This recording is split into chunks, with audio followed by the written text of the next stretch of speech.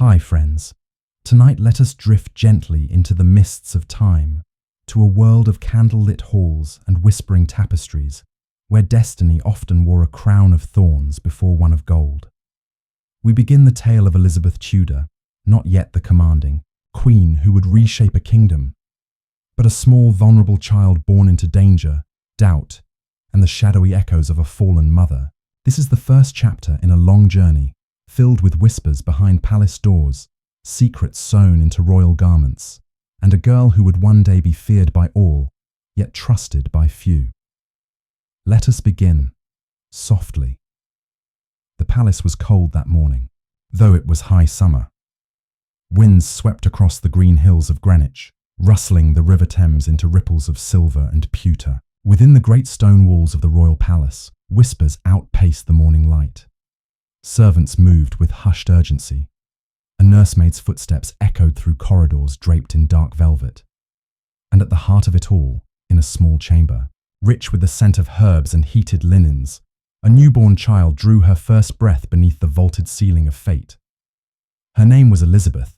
She was born the daughter of a king, a man known across Christendom for his tempestuous will, and a queen whose fate would fall as sharply as her rise. Elizabeth was the second daughter of King Henry VIII, a monarch of titanic ego, brilliant mind, and a will forged in steel and fire.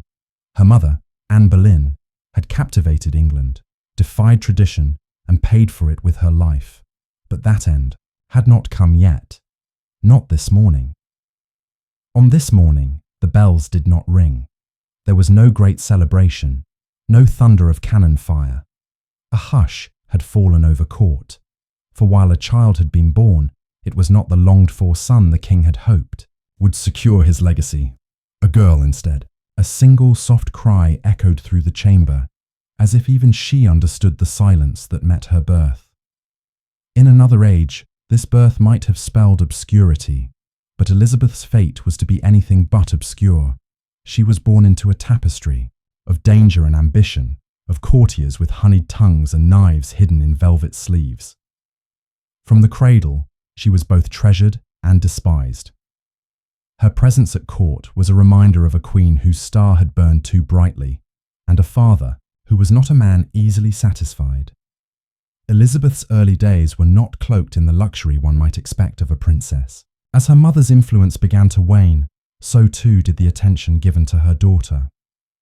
Anne Boleyn's enemies circled like wolves, and the child's fate was tethered to her mother's every breath. When Anne fell, first from favour, and then from the scaffold, Elizabeth was just 2 years old. Her world changed in a blink. She was declared illegitimate, her titles were stripped, her household dissolved. One day she was the daughter of a queen, the next a motherless child with no standing and few allies. Her cradle was exchanged for cold rooms in forgotten estates, her name spoken only in hushed tones or veiled derision. But here is where the threads of fate began to twist. Even as a child, Elizabeth was watchful, still, observant. She learned quickly that power was not always worn with a crown. It could hide behind silence. It could be earned through knowledge, disguised as humility, and wielded with deadly patience. Under the guidance of her tutors, some of the finest minds in the realm, she devoured books as if they were bread. She read Latin and Greek before most children mastered their prayers. History, philosophy, rhetoric. These were her companions in solitude. Her mind sharpened like a blade kept hidden in folds of linen. And though she was a girl in a world ruled by men, she saw the way they spoke when they thought no one was listening. She heard the crack in their voices when they mentioned her father. She recognized early that fear and respect often walked hand in hand. And so she learned to walk softly, to speak carefully, to smile just so. The years passed slowly, like clouds dragged across a storm-worn sky. Kings rose and fell. Her half-brother, Edward, was born, and for a while, Elizabeth was forgotten once more. But she watched, always watched, and in her heart, the coals of purpose began to warm. She would not let herself be forgotten forever. There is something strange about those who grow up in the shadow of a throne. learn to read the wind before it stirs. They listen to the space between footsteps, the pauses between words. Elizabeth was no different. She did not mourn her loss of title. She studied it. She did not rage at her banishment from court. She remembered it. In the stillness of exile, she began to become something else. Not a girl of sweetness and submission, but a creature of storm and still water. She learned to master herself, and, in doing so, began the long, quiet march toward power. A march no one yet noticed, but they would. Oh, yes, they would.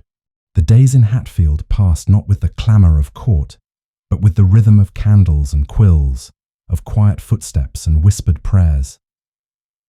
Though the household was modest for one born of royal blood, the girl who resided there grew not bitter, but bright. Elizabeth Tudor, no longer a princess in title, lived far from the throne that had once shone just a breath away. Yet the crown, though distant, was never forgotten. The tutors who came to Hatfield expected to teach a clever girl, perhaps a curious one. What they found instead was something more rare, a mind sharp as a hawk's eye and twice as piercing. She did not merely learn her lessons, she consumed them. She did not wait for answers, she asked better questions. Sir Roger Ascham, one of her most beloved instructors, later remarked that to teach Elizabeth was to be taught in return. Her Latin was near flawless before she reached 12. Greek followed, then French and Italian. She learned arithmetic, astronomy, philosophy, and theology. But more than that, she learned how to think, how to argue, how to wield knowledge like a sword in a world that denied her a shield. Books became her solace, scrolls, her sanctuary. In long hours beside the fire, she would pore over the writings of Cicero and Plato, Seneca and Livy, learning not only the words but the pulse of ideas that shaped empires. She copied their phrases in her own hand, committing their cadence to memory until her speech carried the quiet force of wisdom well beyond her years. Yet education was more than ink and parchment. Elizabeth learned, too, from the world around her, the servants who whispered gossip between their chores, the noble guests who visited with veiled curiosity, the men who came to test her intelligence and left unsettled by what they found. She learned the art of reading faces, the unspoken tension of political speech, the weight of a well-timed pause. The girl who had once been stripped of her title did not weep for what was lost. She prepared for what might be gained. Her half-brother Edward, the king's long-awaited heir, was now the centre of England's hopes. And yet, he was often ill, delicate, and watched over by cautious eyes. Elizabeth knew, even at 13, that the crown sat uneasily upon any head, and that fate could turn swiftly, like a wind changing direction at sea. She did not hunger openly for power. Indeed, she cloaked her ambition beneath humility and deference. But deep inside, she began to feel the contours of destiny pressing against her ribs. What if Edward did not live to reign long? What if her sister Mary, next in line, proved unpopular? What if the people, wearied by the tides of religious upheaval and royal scandal, turned their eyes to her? No one suspected how deeply she pondered such questions. No one saw the plans beginning to form behind those steady, amber-flecked eyes. But the winds were shifting, and Elizabeth listened to them. One of the most significant teachers in her life was not a scholar at all, but a woman, Catherine Parr, the sixth and final wife of Henry VIII. Catherine was gentle, pious, and intelligent, and unlike many others, she took a special interest in Elizabeth's mind and future. Under her care, Elizabeth found something she had long lacked: warmth. Catherine allowed her access to the royal libraries, invited her to engage in theological debates, and treated her with the respect of a fellow scholar. She fostered Elizabeth's love of Protestant reform and encouraged her writing, including early translations and original meditations on faith. In Catherine, Elizabeth found not only a mentor, but a model, a woman who navigated a treacherous world with grace and precision, who held her ground without raising her voice. Yet, even this brief peace could not last. Catherine's marriage to Thomas Seymour after the king's death would bring new trouble to Elizabeth's doorstep. Seymour, ambitious and reckless, took a disquieting interest in the young girl. At Hatfield and later at Chelsea, he visited her chambers early, jested with too much familiarity, and sowed a confusion in her heart that was both adolescent and dangerous. Elizabeth, though young, understood the peril. When Catherine died suddenly after childbirth, Seymour's attentions grew bolder, his plans more audacious. Whispers began to circulate, rumours of marriage schemes, of power plays involving Elizabeth and the throne. The Privy Council grew suspicious, and so, for the first time, Elizabeth faced formal interrogation. At 15, she was questioned for weeks, her responses scrutinised, her letters examined. She was clever, cautious, never admitting guilt, never naming names. She denied impropriety, but not knowledge. She kept her dignity and her silence. In this crucible of suspicion, she was tested and did not break. It was here the first outlines of the queen she would become began to form. Cold steel beneath warm silk, diplomacy wrapped in innocence, truth spoken like riddles. By the time she emerged from the investigation, her reputation was bruised but intact. Seymour, less fortunate, was arrested and executed. Elizabeth never again allowed herself to be placed in such vulnerable proximity to ambition not her own. From that moment forward, she wore her solitude like armour. She trusted few. She forgave less. But she never forgot. The summer of 1553 arrived as all English summers do, wrapped in hope and unpredictability. The gardens around Hampton Court bloomed in fragrant layers, and the swans glided along the Thames with quiet grace. But beneath this surface calm, the pulse of the kingdom was uneasy, fevered. Whispers travelled like wind between hedgerows and cloistered chambers, for England's young king, Edward VI, was dying. Elizabeth, by now a young woman of nearly 20, received the news in fragments, letters written in haste, couriers with trembling mouths, messages veiled in metaphor and worry. She had seen illness before, had heard the lies of recovery. But there was something different this time. The silence from the court was too long, the words too carefully chosen. Her half-brother, the boy king who had inherited a realm still, reeling from their father's tempestuous rule, was fading fast, and with him the certainties of succession began to unravel. Edward was just 15, a devout Protestant and fiercely intelligent despite his youth, but he was also weak in body, often ill since childhood. As his condition worsened, the question of who would follow him loomed heavy in every corner of power. The law was clear.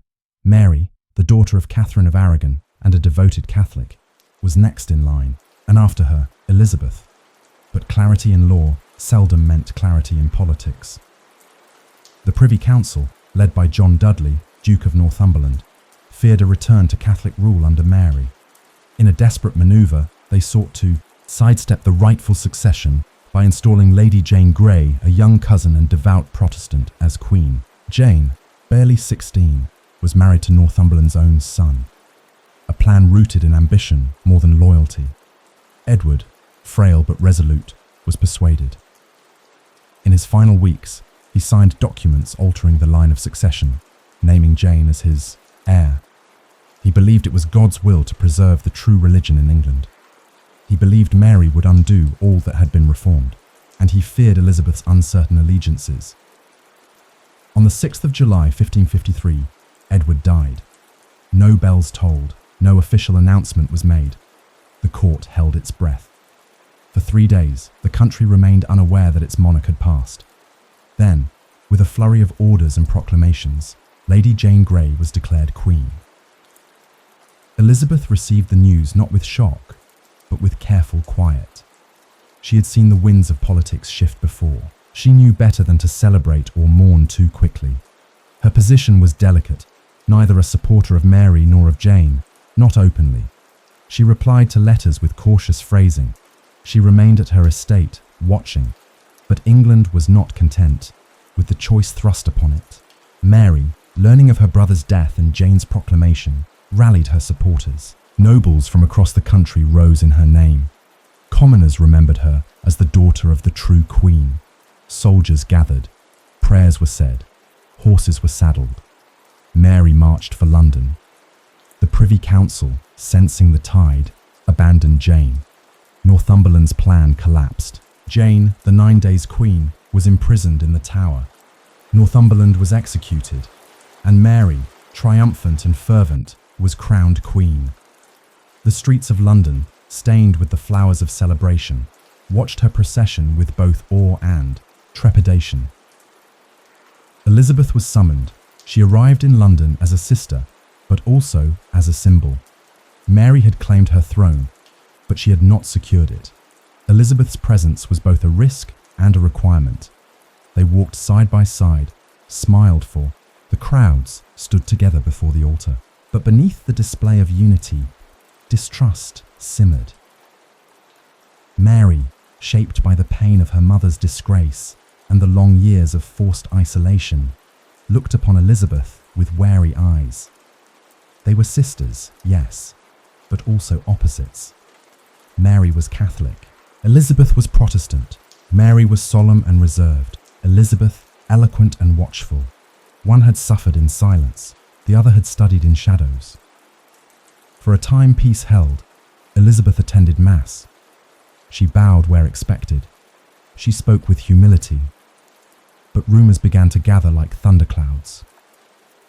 When Mary announced her intent to marry Philip of Spain, a Catholic prince, the kingdom shuddered.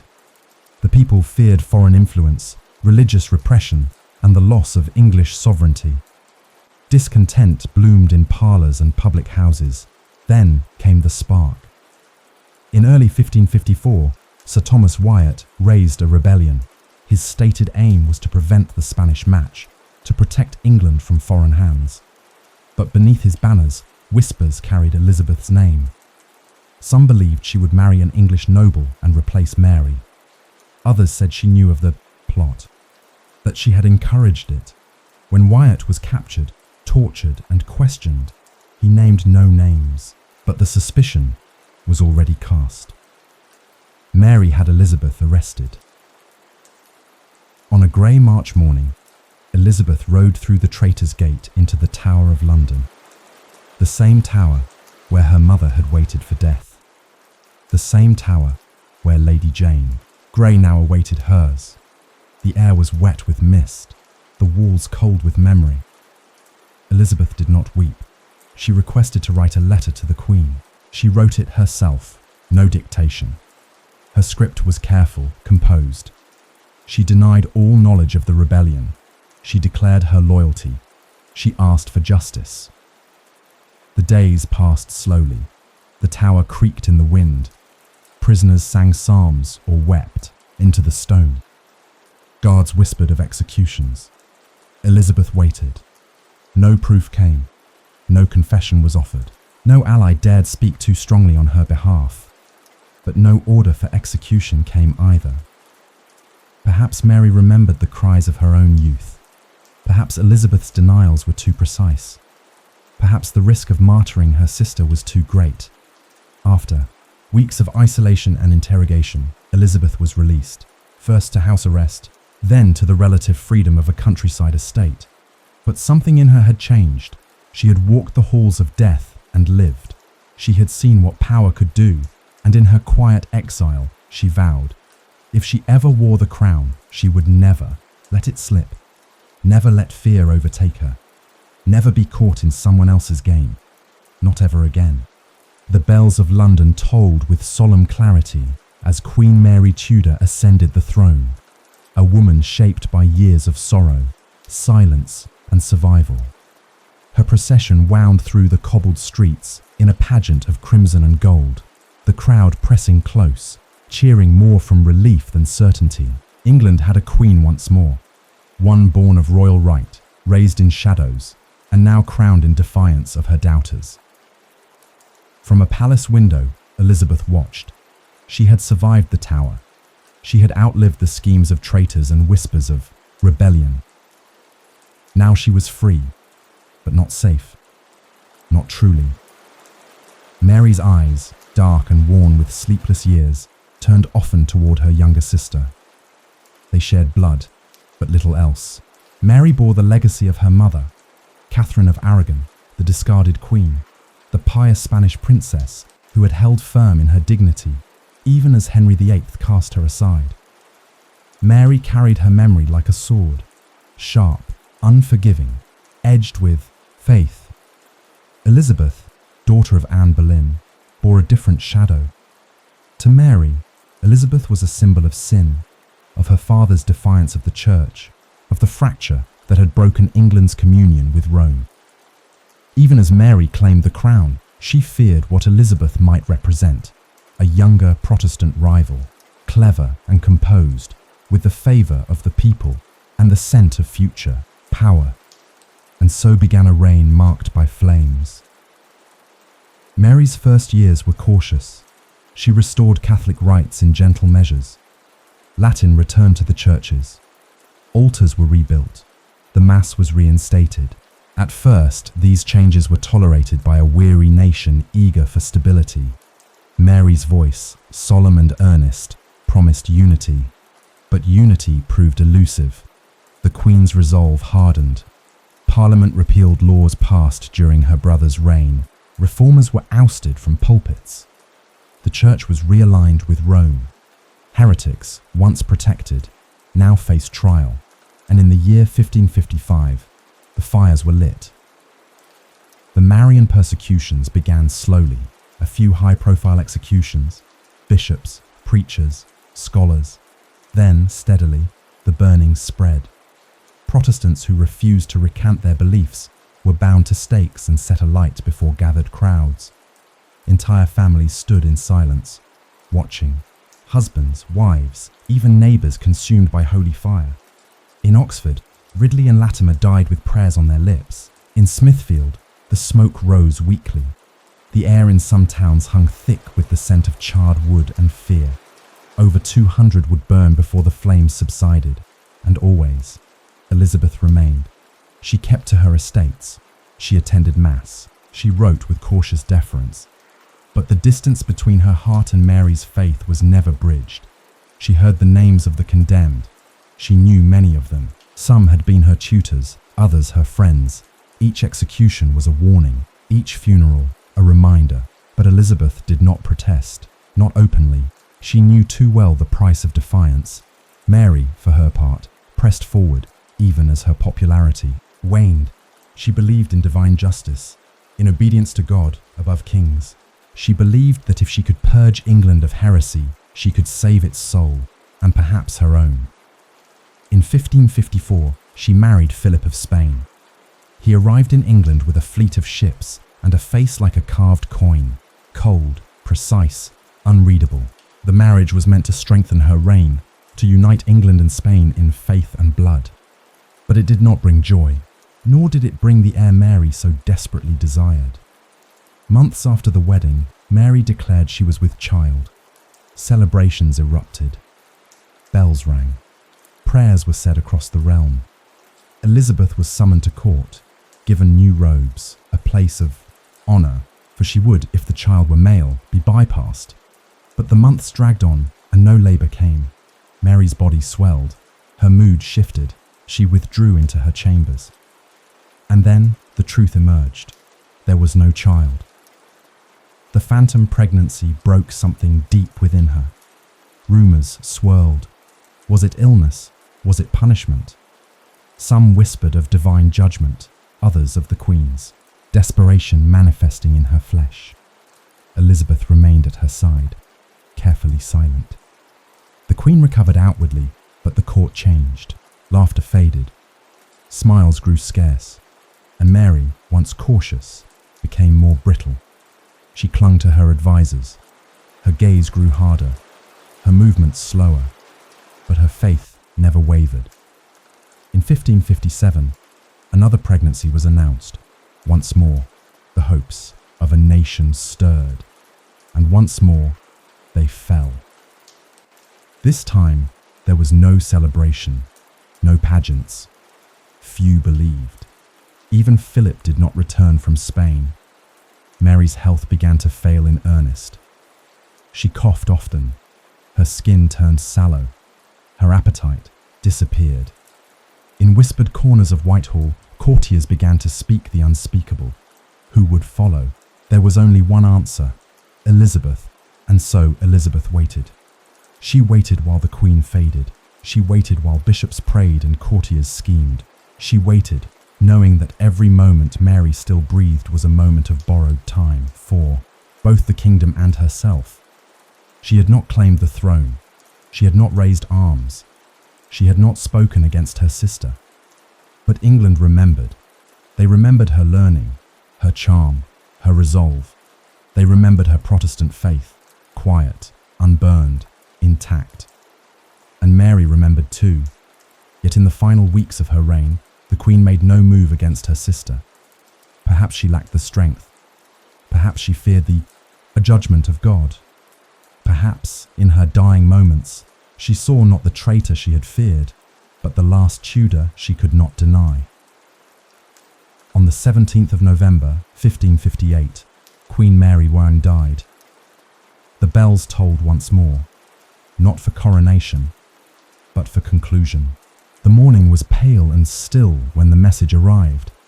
A single rider, cloak soaked with the chill of November, galloped through the frost-laced gates of Hatfield House. His breath steamed in the cold air, but he did not pause. Inside, the corridors were quiet, filled with the scent of polished wood and the faint whisper of servants' slippers on stone. Elizabeth was in the garden. Wrapped in a heavy cloak, she stood beneath the skeletal boughs of a tree, the last brown leaves fluttering. Like old parchment above her, the air bit at her cheeks, but she welcomed the sharpness. It kept her thoughts clear. When the messenger dismounted, bowed, and pressed the letter into her gloved hands, she did not need to read it to know what it said.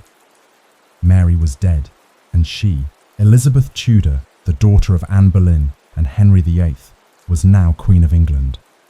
For a long moment, she said nothing. Then, according to the memories of those present, she sank to one knee. Her face lifted to the pale morning sky, and whispered in Latin, "This is the Lord's doing. It is marvellous in our eyes." The crown she had never dared to reach for was now hers, but it came not gilded in peace or wrapped in the joy of her people. It came tarnished by fire, heavy with expectation, and balanced upon a knife's edge of division. England was fractured between Protestant and Catholic, court and country, hope and exhaustion, and Elizabeth. She had survived the Tower. She had walked through fire and emerged untouched. Now she would reign. The journey from Hatfield to London was more than a procession. It was a transformation. Elizabeth rode beneath banners stitched in haste, through villages draped in laurel and linen, past crowds that gathered in silence and then in rising cheer. The people leaned from windows, knelt in muddy fields, climbed trees to glimpse her figure as it passed. They had watched Mary's reign with fear, with reverence, and finally with fatigue. Elizabeth brought something else. She brought the promise of balance, of learning, of strength without cruelty, of a queen who had studied kings, endured queens, and never forgotten what it meant to be powerless. In London, the bells tolled not in mourning, but in welcome. Flowers scattered in the streets, trumpets rang out from the towers, and in her coronation robes, white velvet over crimson silk, Elizabeth walked the final steps to Westminster Abbey, where the weight of England's past waited to settle on her shoulders. She was 25, and in that moment, alone beneath the great echoing vaults, she stood as the single hope of a realm weary of war and fire. Her first acts as queen were not thunderclaps. They were gestures, but they were carefully chosen. She re-established the Protestant church, yes, but with moderation. Her advisors crafted a religious settlement that restored English liturgy and the monarch's supremacy over the church, but avoided the harsher measures of her brother's time. Latin prayers were replaced, but crucifixes remained in some chapels. Bishops were replaced, but not hunted. She declared she would not make windows into men's souls. It was a phrase that passed like balm across a wounded kingdom. Elizabeth knew the dangers of zeal. She had seen faith twisted into flames. She understood that belief could be commanded, but never truly forced. Instead, she ruled with image, with presence, with grace. Her coronation was orchestrated with careful precision.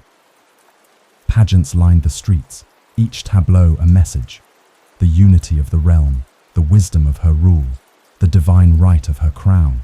At the heart of it all was Elizabeth herself, calm, composed, radiant. She smiled, and England sighed with cautious relief. But even in those first golden weeks, she knew the dangers had not vanished. Spain watched with interest, and some unease. France, still at odds with England over Calais, questioned her claim. At home, Catholic nobles grumbled, even as they bent the knee, and always, in every whisper of Parliament, in every line of poetry or sermon, there echoed one question: would she marry, and if so, whom? Elizabeth had grown up in a world where a woman's power was always tethered to a man, be it a father, a brother, or a husband. But she had also learned that love, like politics, could betray. She remembered the early mornings when Thomas Seymour's footsteps echoed down the hall. She remembered Catherine Parr's sudden death. She remembered how Mary's marriage to Philip had soured the nation, weakened her throne, and isolated her heart. So, when Parliament urged her to choose a husband, she replied only with a careful smile. And when they pressed, she said, "I am already bound unto a husband, which is the kingdom of England." It was not just a clever phrase, it was a warning and a vow. Elizabeth would rule as no woman had ruled before, not as consort or pawn, but as sovereign in her own right. In those first months, she surrounded herself with brilliant minds. William, Cecil, her most trusted advisor, became her Secretary of State. He was cautious, pious, and exacting, the perfect counterbalance to Elizabeth's instinctive brilliance. Together, they crafted a court of careful image and calculated power. Poets wrote verses in her honor. Painters captured her likeness with divine embellishment. Coins bore her face. Her speeches, though rare, were remembered not for quantity, but clarity. She ruled with words, and her words mattered. Still, shadows lingered. There were rumors of plots, questions about her legitimacy, and somewhere in France a Catholic queen, young Mary, Queen of Scots, waited with her own claim to England's throne. But Elizabeth did not flinch. She had not waited 25 years to be afraid of crowns. The chill of winter still lingered over London as Elizabeth Tudor settled into her throne. Not just the wooden seat carved with lions and fleur-de-lis, but the abstract, invisible one built of expectation, doubt, and hope. She had inherited a realm fractured by religion, diplomacy, and debt. Her people longed for peace. Her enemies circled like hawks, and her own court whispered day and night about one matter above all: marriage. A queen without a king was, in many minds, unfinished, dangerous, even unnatural. But Elizabeth, from the very first, danced around the question with poise and precision. She understood what few others dared admit, that in every proposal there was a trap. To marry a foreign prince would bind her to the whims of another kingdom. To wed an English noble would elevate one family above all others and make enemies of the rest. So she courted the world instead.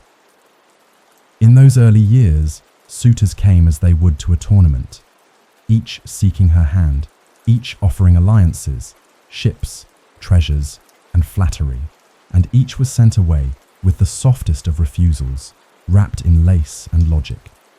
There was Eric of Sweden, who wrote poetry for her. The Archduke Charles of Austria, a quiet, pious man whose match might have steadied Europe's breath. And then Robert Dudley. He was no foreign prince. He was her childhood friend, her companion during Mary's reign, and now her master of the horse, a post that kept him close to her side at all times. Whispers surrounded them. Dudley was handsome, gallant, ambitious, and, crucially, married. His wife, Amy Robsart, lived far from court. When she died in 1560 under mysterious circumstances, found at the foot of a staircase with a broken neck, the court held its breath.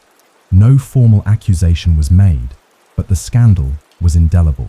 Marriage to Dudley now was politically impossible, and yet he remained at her side.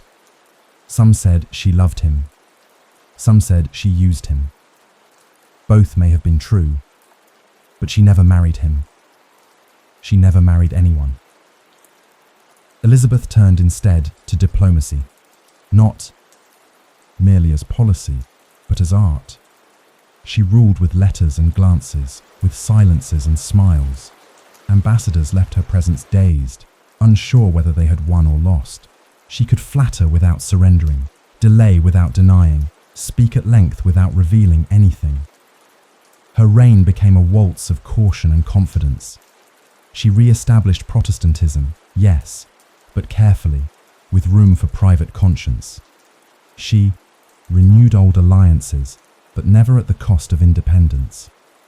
She allowed Parliament to meet, to advise, to speak, but never to govern. When they pressed her to marry, she demurred. When they begged for a named heir, she promised God would provide. In truth, she knew what they feared. A crisis of succession could tear the kingdom apart, but she also knew what marriage might cost her. Freedom, credibility, and perhaps even her crown. And so she continued her dance. Beyond the palace walls, Europe bristled. France eyed her warily, still smarting over the loss of Calais. Spain, once her sister's ally, now grew colder. Philip II had once offered to marry her after Mary's death, a strategic move more than a romantic one. Elizabeth declined politely, but firmly. In doing so, she made a quiet enemy of the most powerful empire in the world, and within England, Catholic plots began to stir. The Pope had not accepted Elizabeth's claim to the throne. In the eyes of Rome, she was a heretic and a bastard. Excommunicated in 1570, she became, in the most dangerous way, a queen without divine protection. Priests arrived in secret, crossing the channel under cover of darkness. Conspiracies brewed in country manors and candlelit chambers. Some were small, others vast and nearly catastrophic.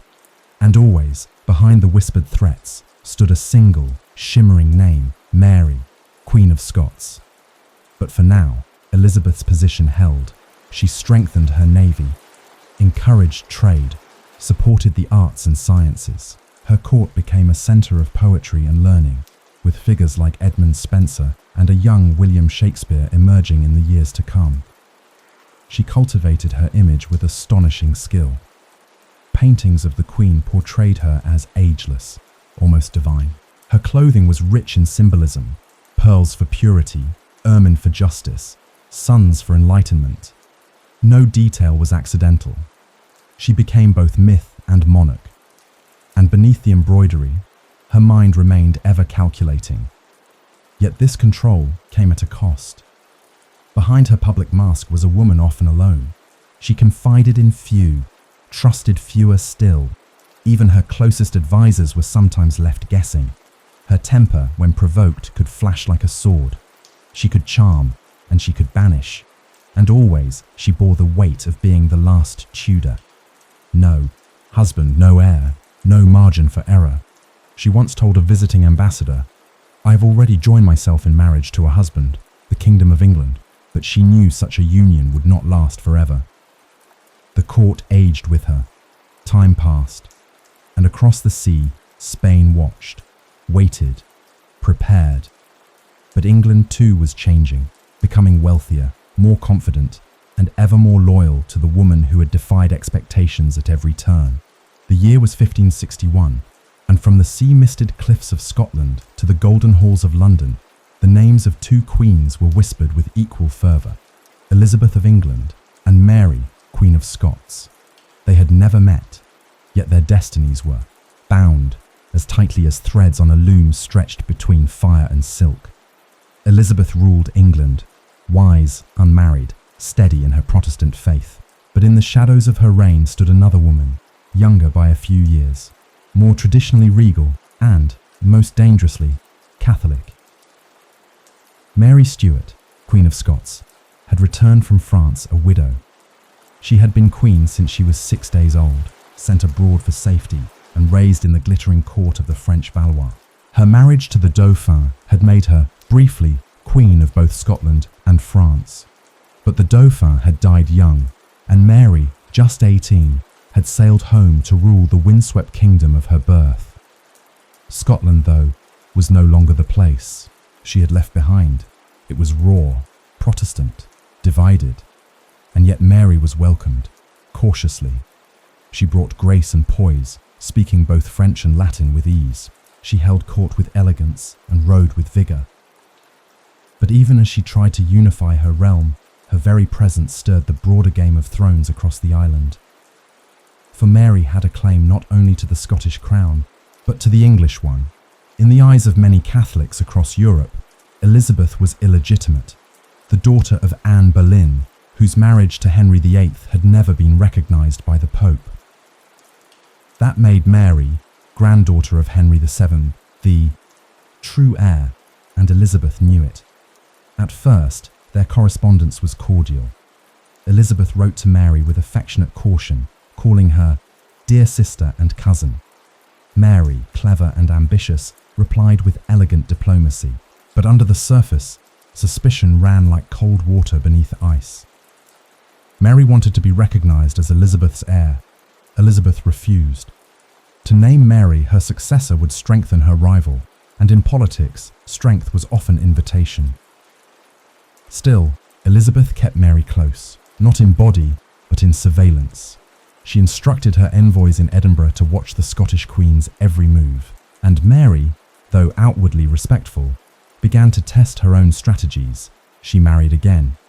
Henry Stuart, Lord Darnley, an English noble with Tudor blood. Their union was meant to secure Mary's claim to the English crown even further. But Darnley was arrogant, jealous, and volatile.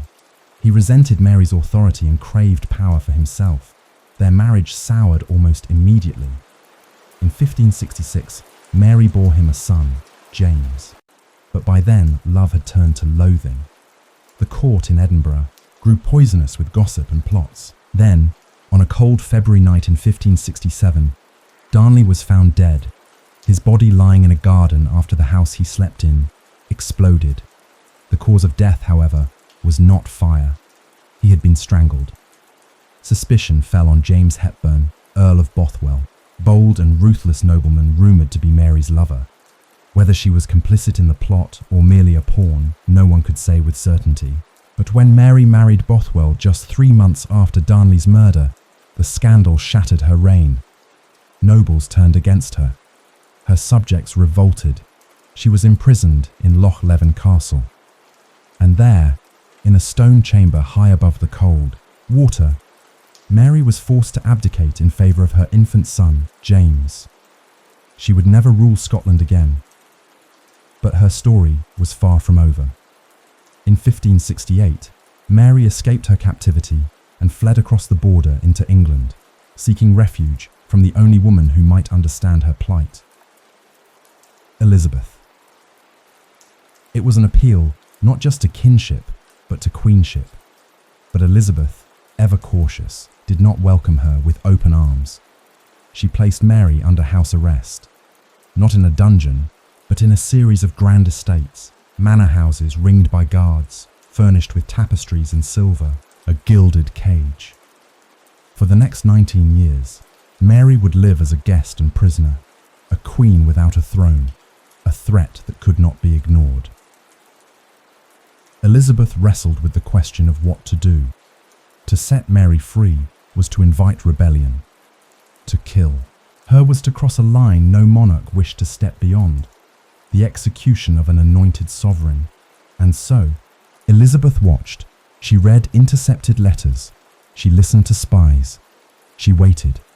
But Mary, still proud, still determined, did not wait in silence. From her various estates, she plotted. She wrote to foreign powers. She exchanged secret messages with English Catholics. And always, always, she nurtured the hope that one day she would sit on England's throne. Over the years, plots bloomed like poisonous flowers.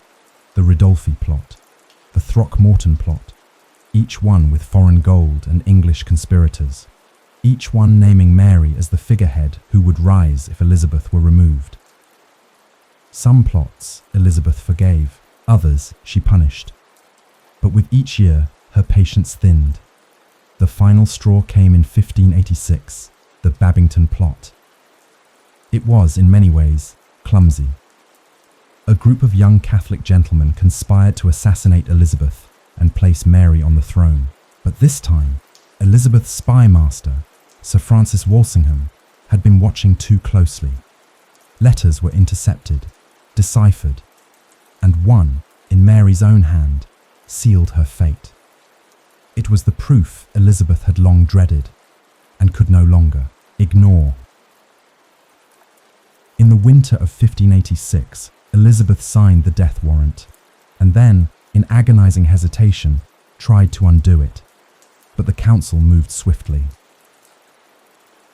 On the morning of February 8, 1587, Mary, Queen of Scots, was led to the scaffold at Fotheringhay Castle. She wore scarlet beneath her black gown, the colour of martyrdom.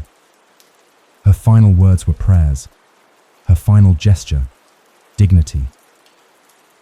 The axe fell, and for the first time, Elizabeth knew the weight not just of the crown, but of irreversible judgment. The axe had fallen. Mary, Queen of Scots, was gone, her head severed from the dreams of crowns and kingdoms. And though Elizabeth Tudor remained on her throne, the silence that followed was not one of peace, but of echoes. Heavy, endless. She had not attended the execution. She had not watched the crimson unfold against the cold stone floor. But in the chambers of her heart, Elizabeth knew what had been done and what it meant. A queen had ordered the death of another queen. And though Mary's plots had warranted justice, though the realm had demanded safety, Elizabeth felt the shadow of that decision settle over, her reign like frost on an orchard at spring's edge. She mourned, not for the woman Mary had become, but for what her death had changed within herself.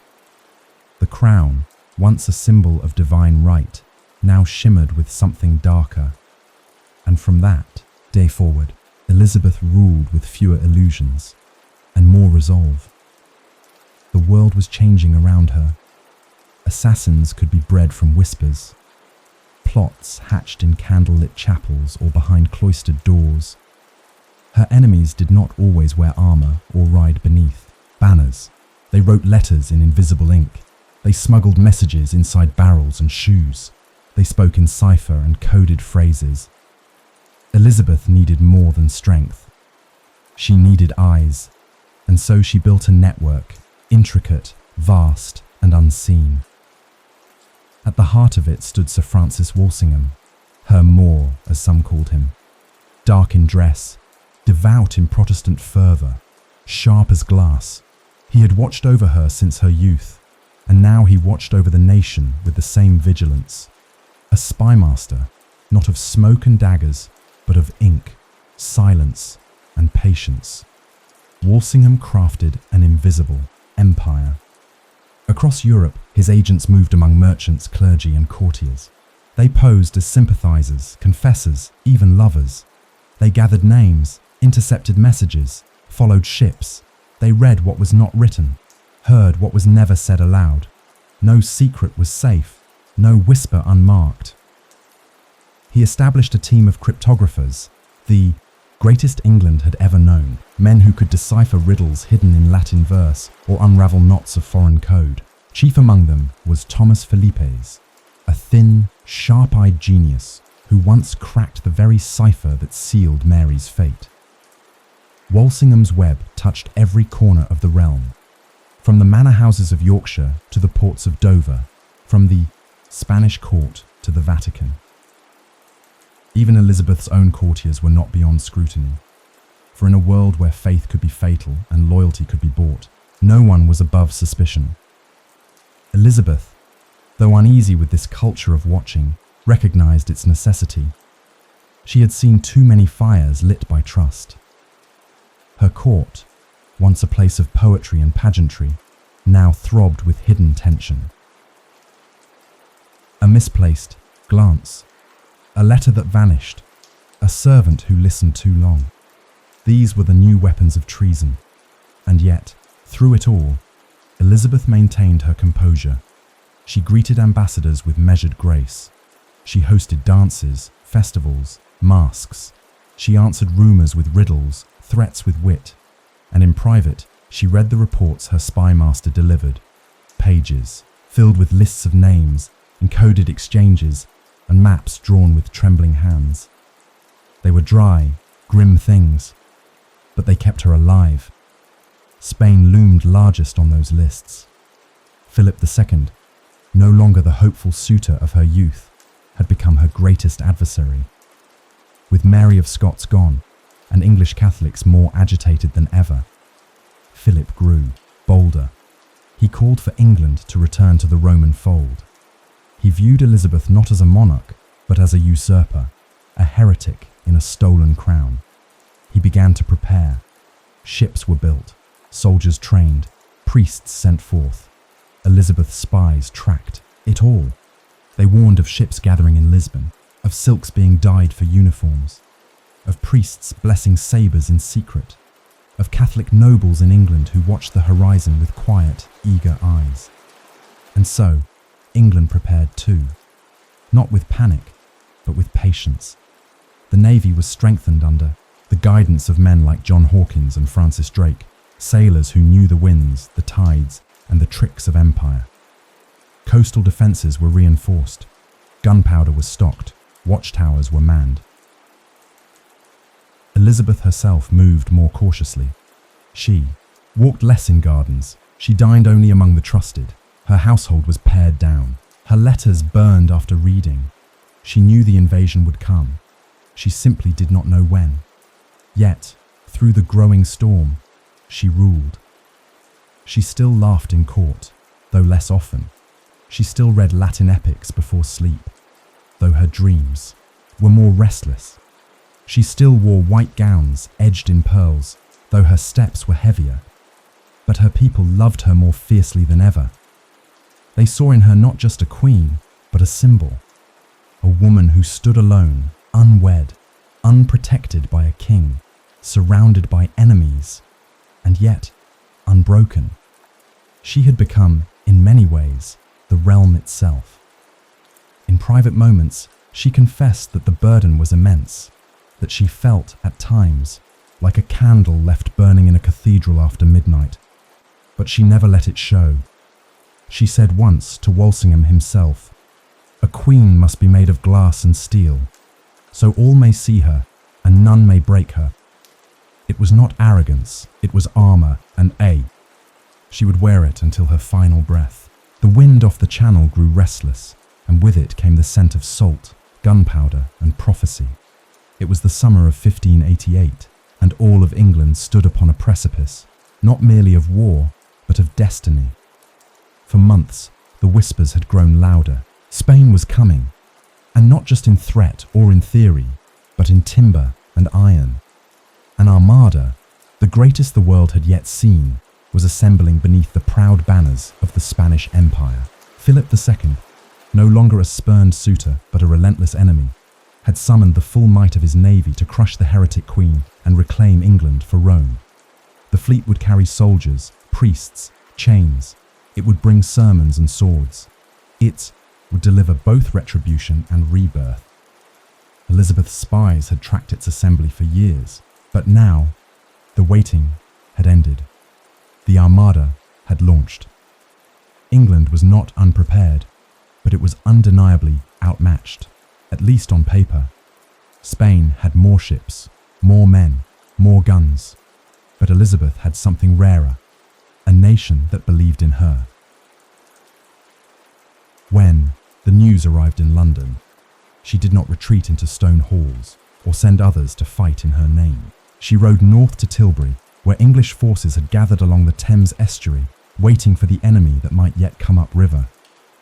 She did not wear armour, but she wore steel in her eyes, clad in white, with a silver breastplate glinting. In the sun, she stood before her troops and spoke words that would echo through centuries.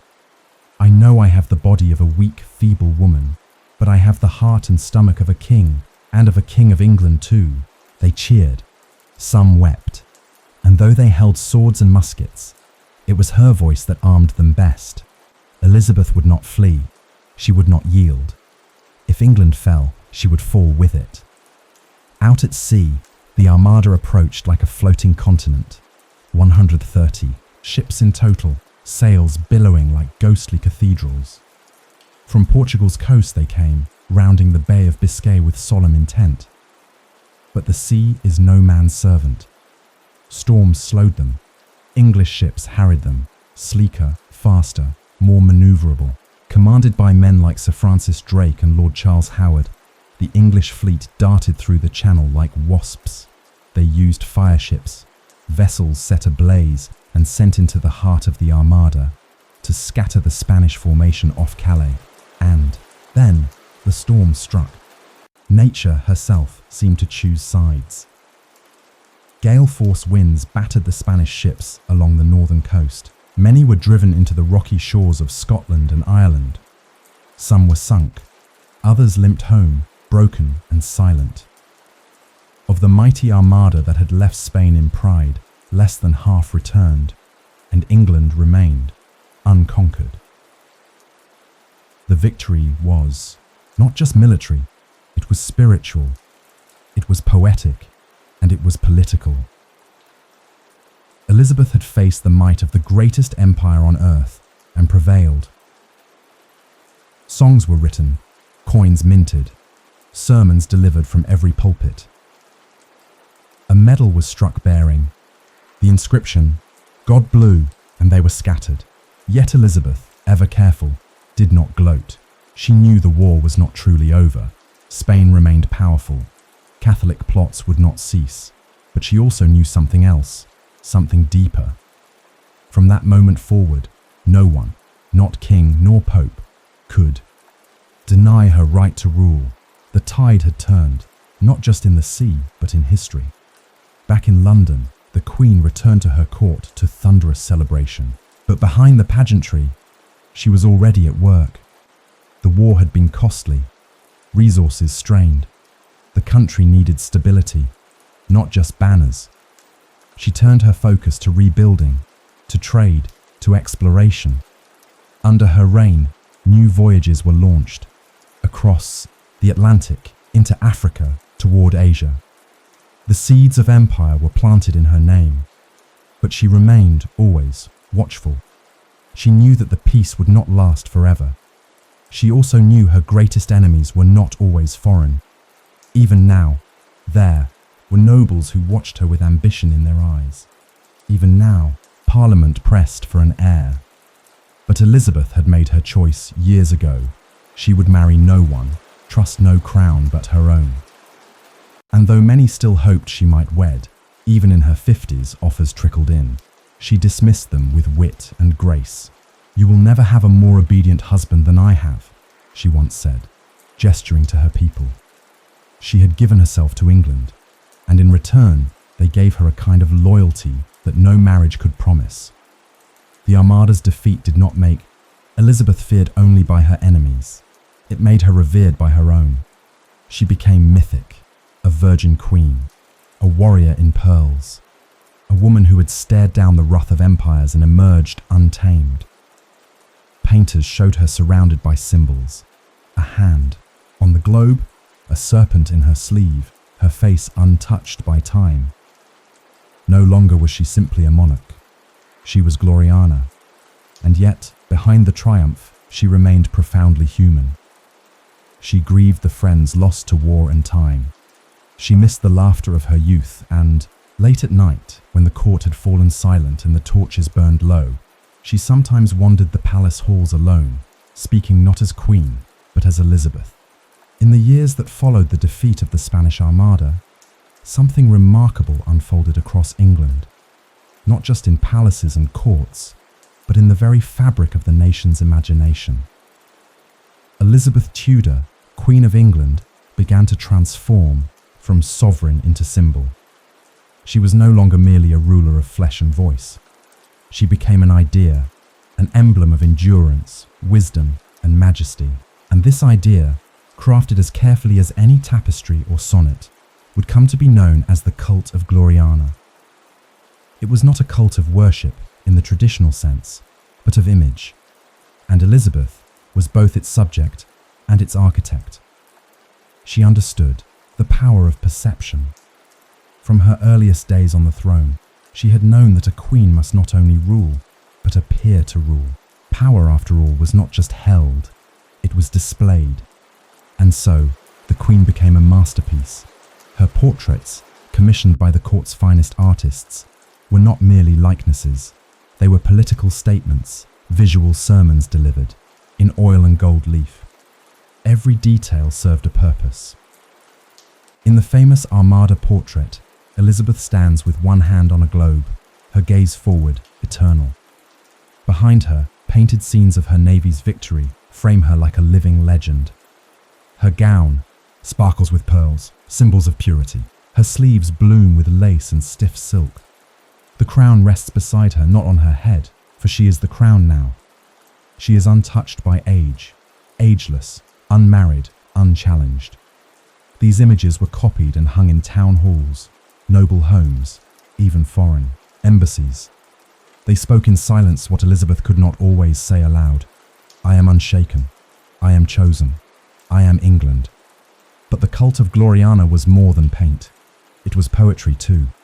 Writers such as Edmund Spenser composed verses that lifted her beyond mortality. In The Fairy Queen, she became a knightly heroine, a shining paragon of virtue and justice. Poets called her Astrea, the returning goddess of truth. They described her not just as wise and brave, but as celestial, above the petty quarrels of men. She allowed these tributes. She encouraged them. And yet she was always careful to remain just within reach. Not a goddess, not entirely, but something more than ordinary. When she appeared in public, it was with deliberate splendor, gowns of impossibly fine embroidery, jewels that glinted like constellations, hair braided and dressed with gold threads. Her very presence was theatre, and she was the playwright. Crowds watched in reverent awe. Children scattered flowers before her path. People knelt, not just out of duty, but belief. She had become Gloriana, and Gloriana could not be doubted. It was a careful balance. To be adored, she had to remain distant. To be trusted, she had to seem familiar. And above all, to be feared, she had to seem eternal. This image helped her navigate the treacherous politics of court. It silenced questions about her age, her heir, her choices. For who would dare question a legend? Even her own advisors, such as William Cecil and later his son Robert, grew cautious in their counsel. They served not just a monarch, but a myth. And myths, once disturbed, might crack. The Privy Council still debated policy, Parliament still presented petitions. But all knew that the true power, the unyielding, unshakable will, rested in Elizabeth. She had no husband to temper her, no child to distract her, no rival to diminish her. She was, in every sense, alone, and, because of that, she was invincible. But even as she built this image, Elizabeth remained acutely aware of its limits. She knew that image alone could not rule, and so, behind the pearls and pageantry, her mind never rested. She read daily reports on trade and foreign policy. She studied maps, questioned captains, debated theologians. She could speak 5 languages fluently and converse with ambassadors on matters both ceremonial and strategic. She personally reviewed diplomatic correspondence. She rewrote speeches herself. She ruled not from illusion, but through tireless mastery. The myth was not a mask. It was armor. Still, the myth required careful tending. She forbade any portraits that depicted her in old age. Artists who tried to show her lined or weary were dismissed. Or worse, it was said that one court painter fled England entirely after a likeness displeased her. She also controlled how her subjects referred to her. Petitions and letters were filled with flattering phrases. "Your Celestial Majesty," "Our Radiant Sovereign," "The Light of Albion." This was not merely flattery, it was protocol. Even Parliament addressed her with trembling reverence. The line between truth and performance blurred, and Elizabeth walked that line with perfect poise. Beyond court, this image served another purpose. It united the kingdom. England, once torn by religious civil war, now found common pride in a queen who stood unbowed before the world. Catholics might still whisper in private, Puritans might grumble in pulpits, but all bowed to Gloriana. Children learned her speeches by heart. Tavern signs bore her initials. Even the poorest labourer knew her face. She had become the heart of England's identity, its past, present, and hope. And in a world of shifting empires, that mattered more than ever. But Elizabeth also knew, deeply, quietly, that myths do not last forever. Time, like tide, comes for all. And though she showed no weakness, though she stood straighter with every passing year, the question of succession lingered, unspoken but never forgotten. She would not answer it. Not yet, not ever perhaps. For as long as she reigned, there could be no future but hers. In the long corridors of Whitehall Palace, where tapestries softened the sound of footsteps and candlelight flickered like cautious breath, a question echoed more persistently than any other. Who would rule when Gloriana was no more? Elizabeth, queen for over 2 decades, was now entering the later years of her reign. She remained sharp of mind and regal of bearing, but time, like a slow and patient scribe, was writing its own story across her face. The people whispered it, her advisors pondered it, and her enemies prayed for it. Succession. And yet, the Queen offered no answer. From the first days of her reign, Elizabeth had refused to name an heir. It was not oversight. It was strategy. To declare a successor, she believed, was to invite a rival. It would give ambitious nobles a new star to follow, one that might eclipse her own. England had seen what happened when thrones were contested. Civil war, bloodshed, a realm torn limb from limb. Elizabeth had no intention of dying before her time, and so she lived as if she never would. But Parliament pressed the matter, gently, at first, then with increasing boldness. Year after year, they petitioned her to marry, to bear a child, to secure the future. She smiled. She deflected. Sometimes she grew angry, but she never yielded. To be a king and wear a crown is more glorious to them that see it than it is pleasant to them that bear it, she once said, her voice laced with fire. Behind that fire was fear, not fear of death, but fear of the chaos that might follow her. Among the many possible heirs, one name rose above the rest: James VI of Scotland, the son of her executed cousin Mary, Queen of Scots. James had been raised in the Protestant faith under the watchful eye of Scottish nobles. Though born of a Catholic queen, he embraced the new order, or at least professed to. He was cautious, intelligent, and above all, patient. From his court in Edinburgh, James sent letters to Elizabeth, some warm, some clever, all carefully measured. He addressed her as a mother figure, praised her wisdom, offered loyalty. He understood that to antagonize her was to invite exclusion, but to flatter her was to be remembered. Elizabeth responded in kind. She never named him heir, but she never dismissed him either. A delicate correspondence began, a dance of pen and ink, filled with veiled acknowledgements and silent admissions. Others made their own claims. Some whispered of Arabella Stuart, a noblewoman with Tudor blood. Others backed foreign Catholic princes, hoping to return England to Rome. But none could match James in lineage nor in tact, and Elizabeth knew it. Still, she kept the court guessing. She played her cards so close that even her closest advisors did not know her mind. William Cecil, aging and ill, begged her to settle the matter. His son, Robert Cecil, took up the same refrain. Yet the Queen remained, as ever, inscrutable, not from pride, but from caution. If she named James, might the people turn to him too soon? If she chose another, might James rebel? And so, the silence persisted. The pressure of succession did not remain only in political chambers. It crept into art, poetry, and prophecy. Astrologers wrote cryptic predictions.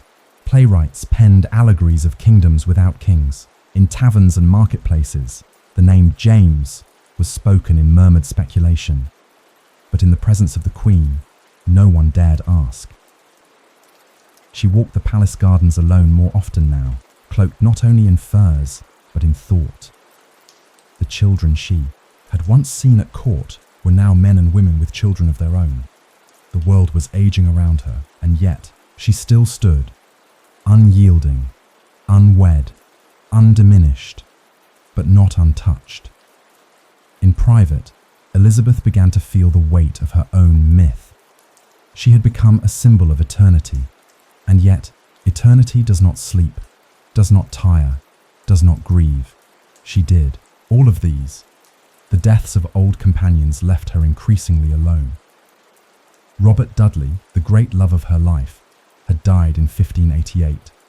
Francis Walsingham, her spymaster, followed soon after.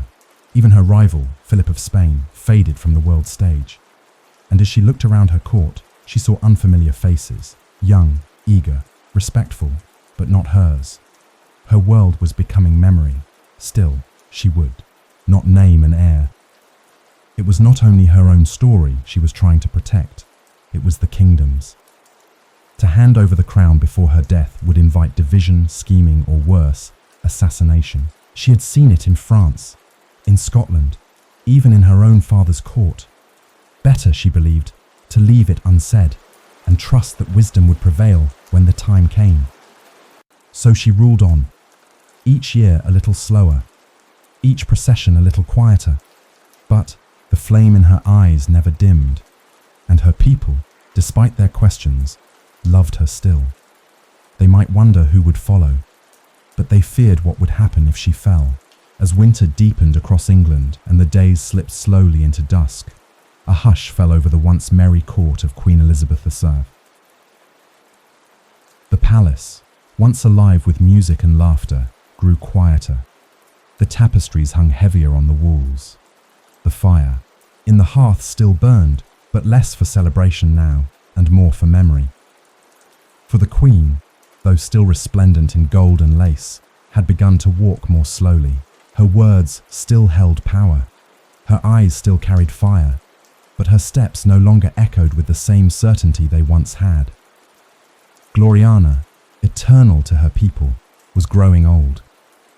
Elizabeth was now in her 60s, a long life for a monarch, and an extraordinary one for a woman of her time. But age, for all her majesty, could not be denied, and in its presence, she found herself increasingly alone. The old guard had passed. William Cecil, her faithful advisor for decades, had died in 1598. She had leaned on his wisdom more times than history would ever record, and his absence left a silence deeper than any bell toll. Robert Dudley, her lifelong friend and perhaps her truest love, had been gone for 10 years. The Queen still kept his last letter in a locked box near her bed. She read it often, alone, when the world outside her windows had grown still. Francis Walsingham, her shield of shadows, had long since departed. Even her cherished ladies-in-waiting, companions from her youth, had faded from the court, some to marriage, others to death. The laughter of her girlhood had become an echo, and in its place, a court filled with youth and unfamiliar faces. The men and women who now served her were polite, reverent, cautious. But they did not know the girl, who had read Cicero by candlelight. They had not stood with her in the tower. They had not watched her face the Spanish Armada, or listened to treasonous whispers behind velvet curtains. They knew only the legend, not the woman. And Elizabeth, brilliant as ever, felt the loneliness settle in her bones. She once said that a queen must wear her heart not on her sleeve, but on her crown. But the weight of that crown had grown heavier with the years. She could not speak of grief. She could not show pain. She could not rest. To be Gloriana was to be untouchable, but to be Elizabeth was, increasingly, to be alone. Her appetite waned. She walked the gardens less often. Her music, once lively and filled with foreign airs, now played slower, softer, in minor keys. At night, she sat by the fire for hours, staring into the flames with a faraway look. She remembered the voices now lost, the laughter of Dudley, the sharp counsel of Cecil, the measured tones of Walsingham, even the debates with Parliament, the brash questions from ambassadors, the careful games of diplomacy, all had dulled into routine. She still held court, yes, still dazzled with her words, her wit, her regal bearing. But those closest to her could see the change. The Queen's silences grew longer. Her mood, once quicksilver, became unpredictable, and her dreams, perhaps, had grown louder. There was no heir she had named, no child to sit at her feet, no partner to share her twilight years. The great love of her life had been England itself.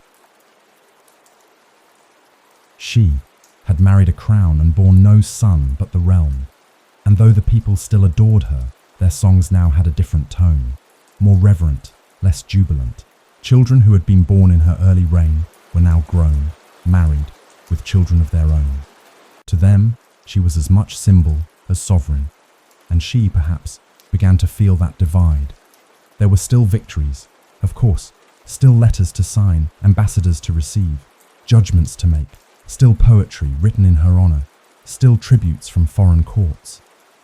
But the Queen, in her heart, had begun to see the end, not as tragedy, but as truth. The sun, even when it shines longest, must set. In 1601, one last heartbreak pierced the veil. Robert Devereux, Earl of Essex, Dudley's stepson, Elizabeth's beloved courtier, rebelled. His motives were tangled: pride, desperation, perhaps ambition. He led a failed uprising against the crown, believing his favour with the Queen would shield him, but it did not. Elizabeth, devastated, ordered his arrest. And when the time came, she signed his death warrant with a trembling hand. He was executed for treason. She did not eat for days afterward. Some said she aged 10 years in 10 nights.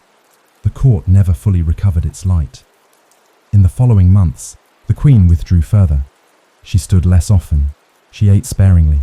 She no longer allowed her portrait to be painted. When her ladies brought her flowers, she smiled, but said nothing.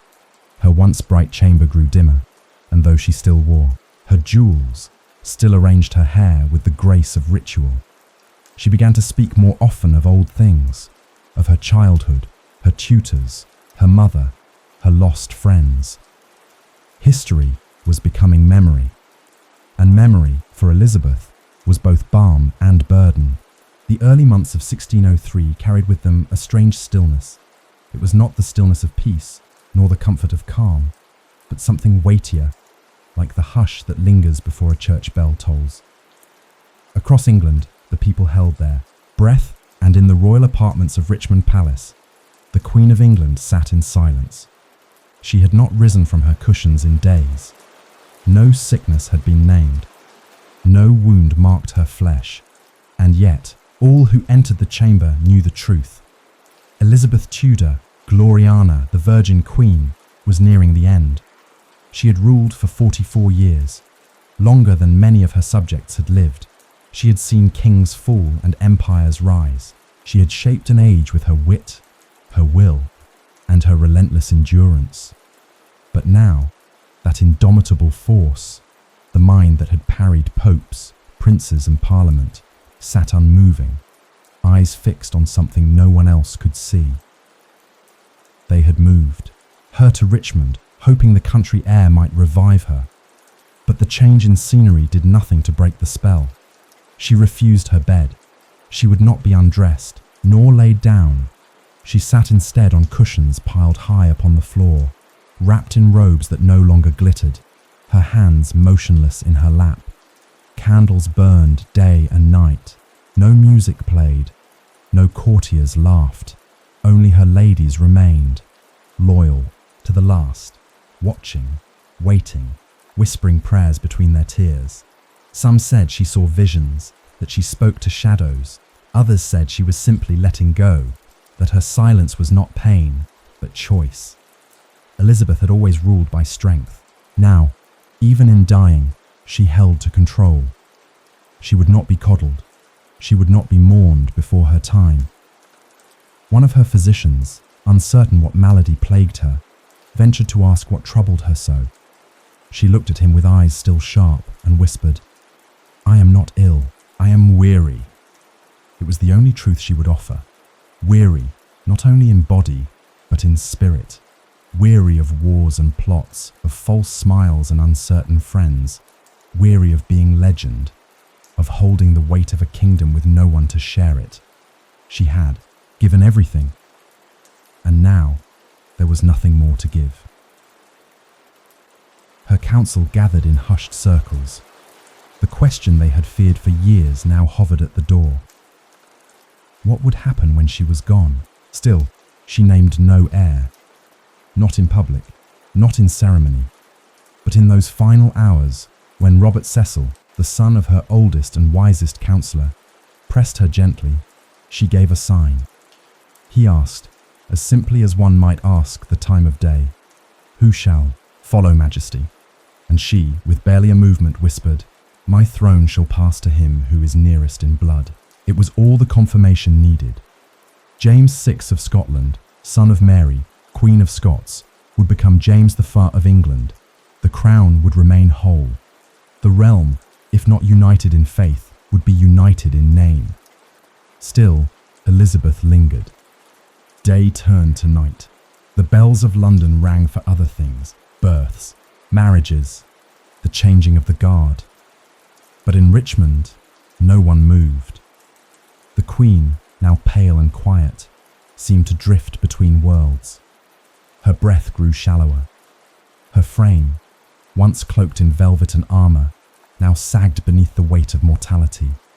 And then, on the 24th of March, in the early morning light, she closed her eyes and did not open them again. There was no thunder, no quake, no great burst of wind, only the stillness deepened. The Queen was dead.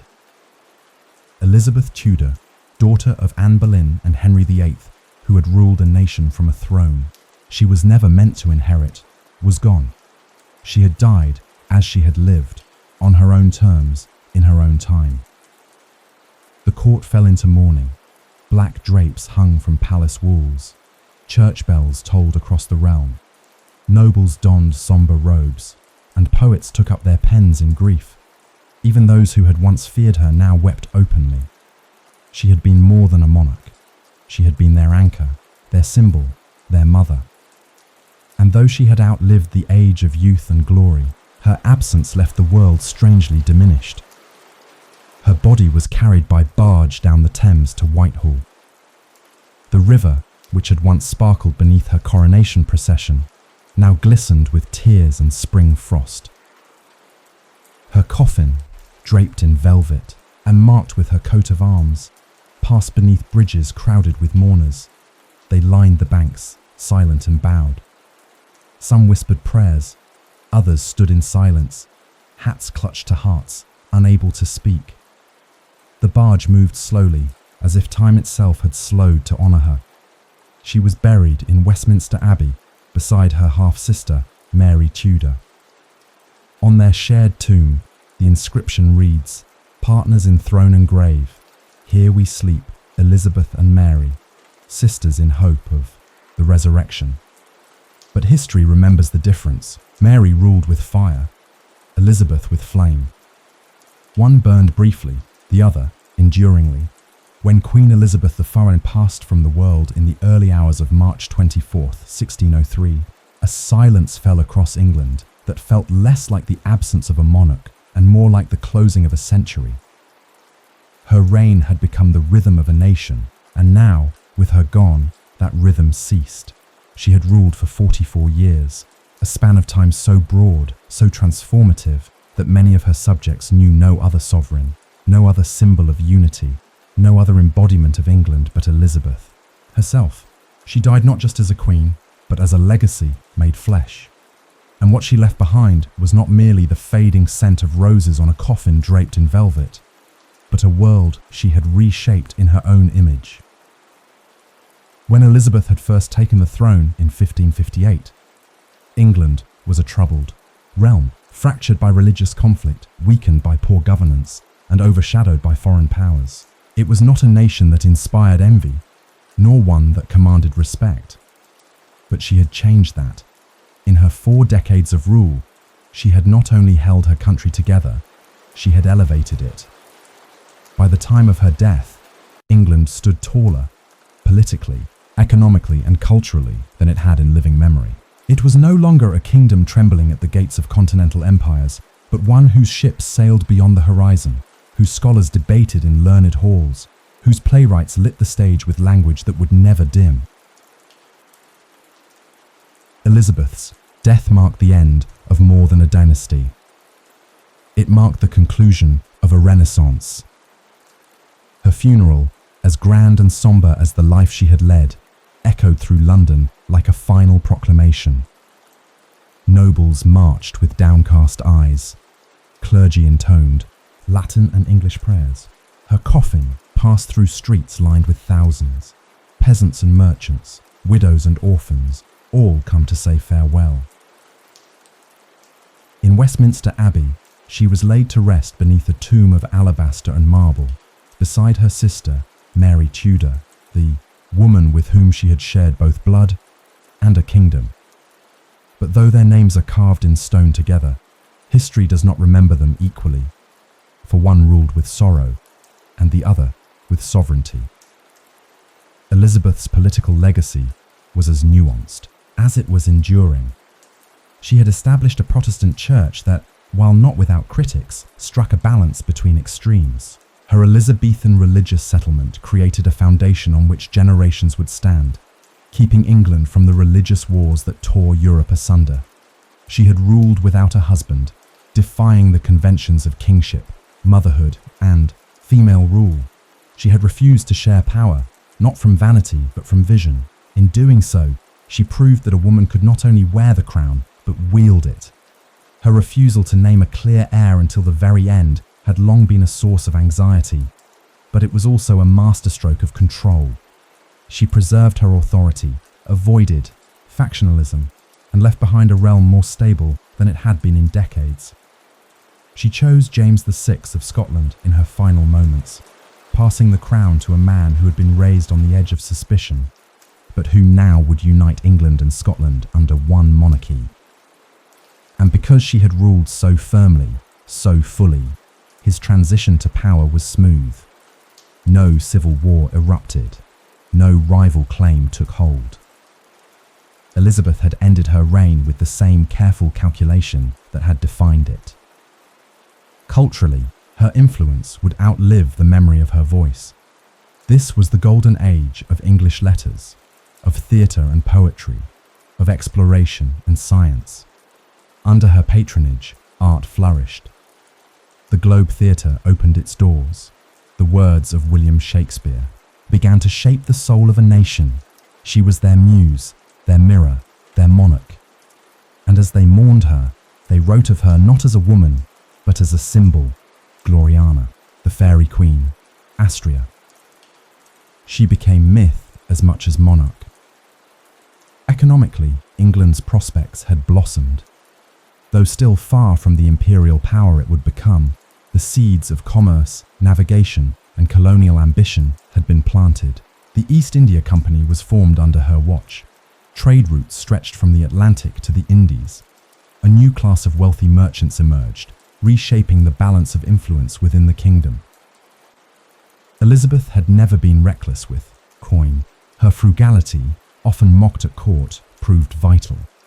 She left her successor a realm more prosperous than the one she inherited, and though wars had drained the treasury, the crown stood solvent. The queen who had survived on caution had ruled with foresight. In private, those who had known her mourned something deeper than the passing of a sovereign.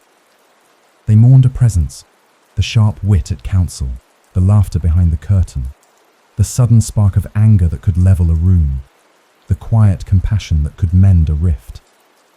She had been all things, difficult and generous, commanding and capricious, distant and deeply human. She had not been perfect.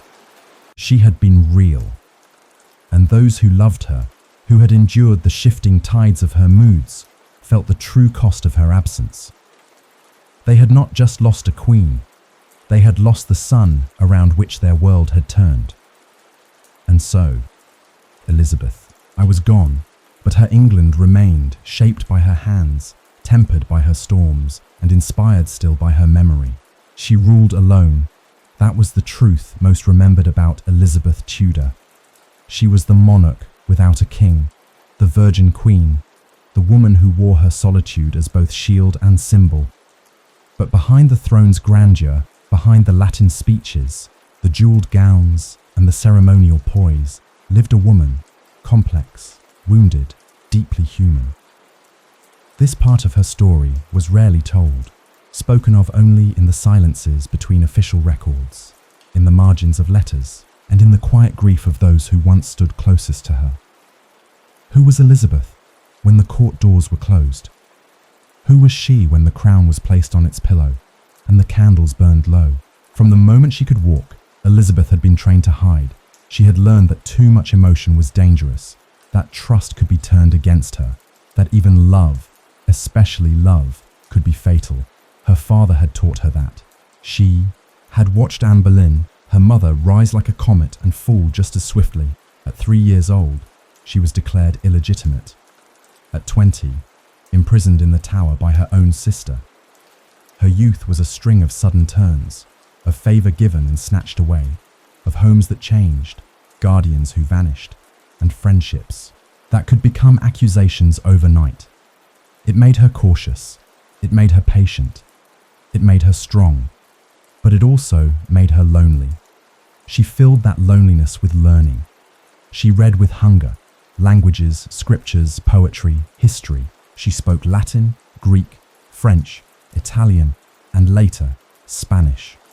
She translated works of philosophy, studied theology, argued with bishops, and engaged foreign ambassadors in dialectic warfare with the ease of a seasoned scholar. Books, unlike people, did not betray.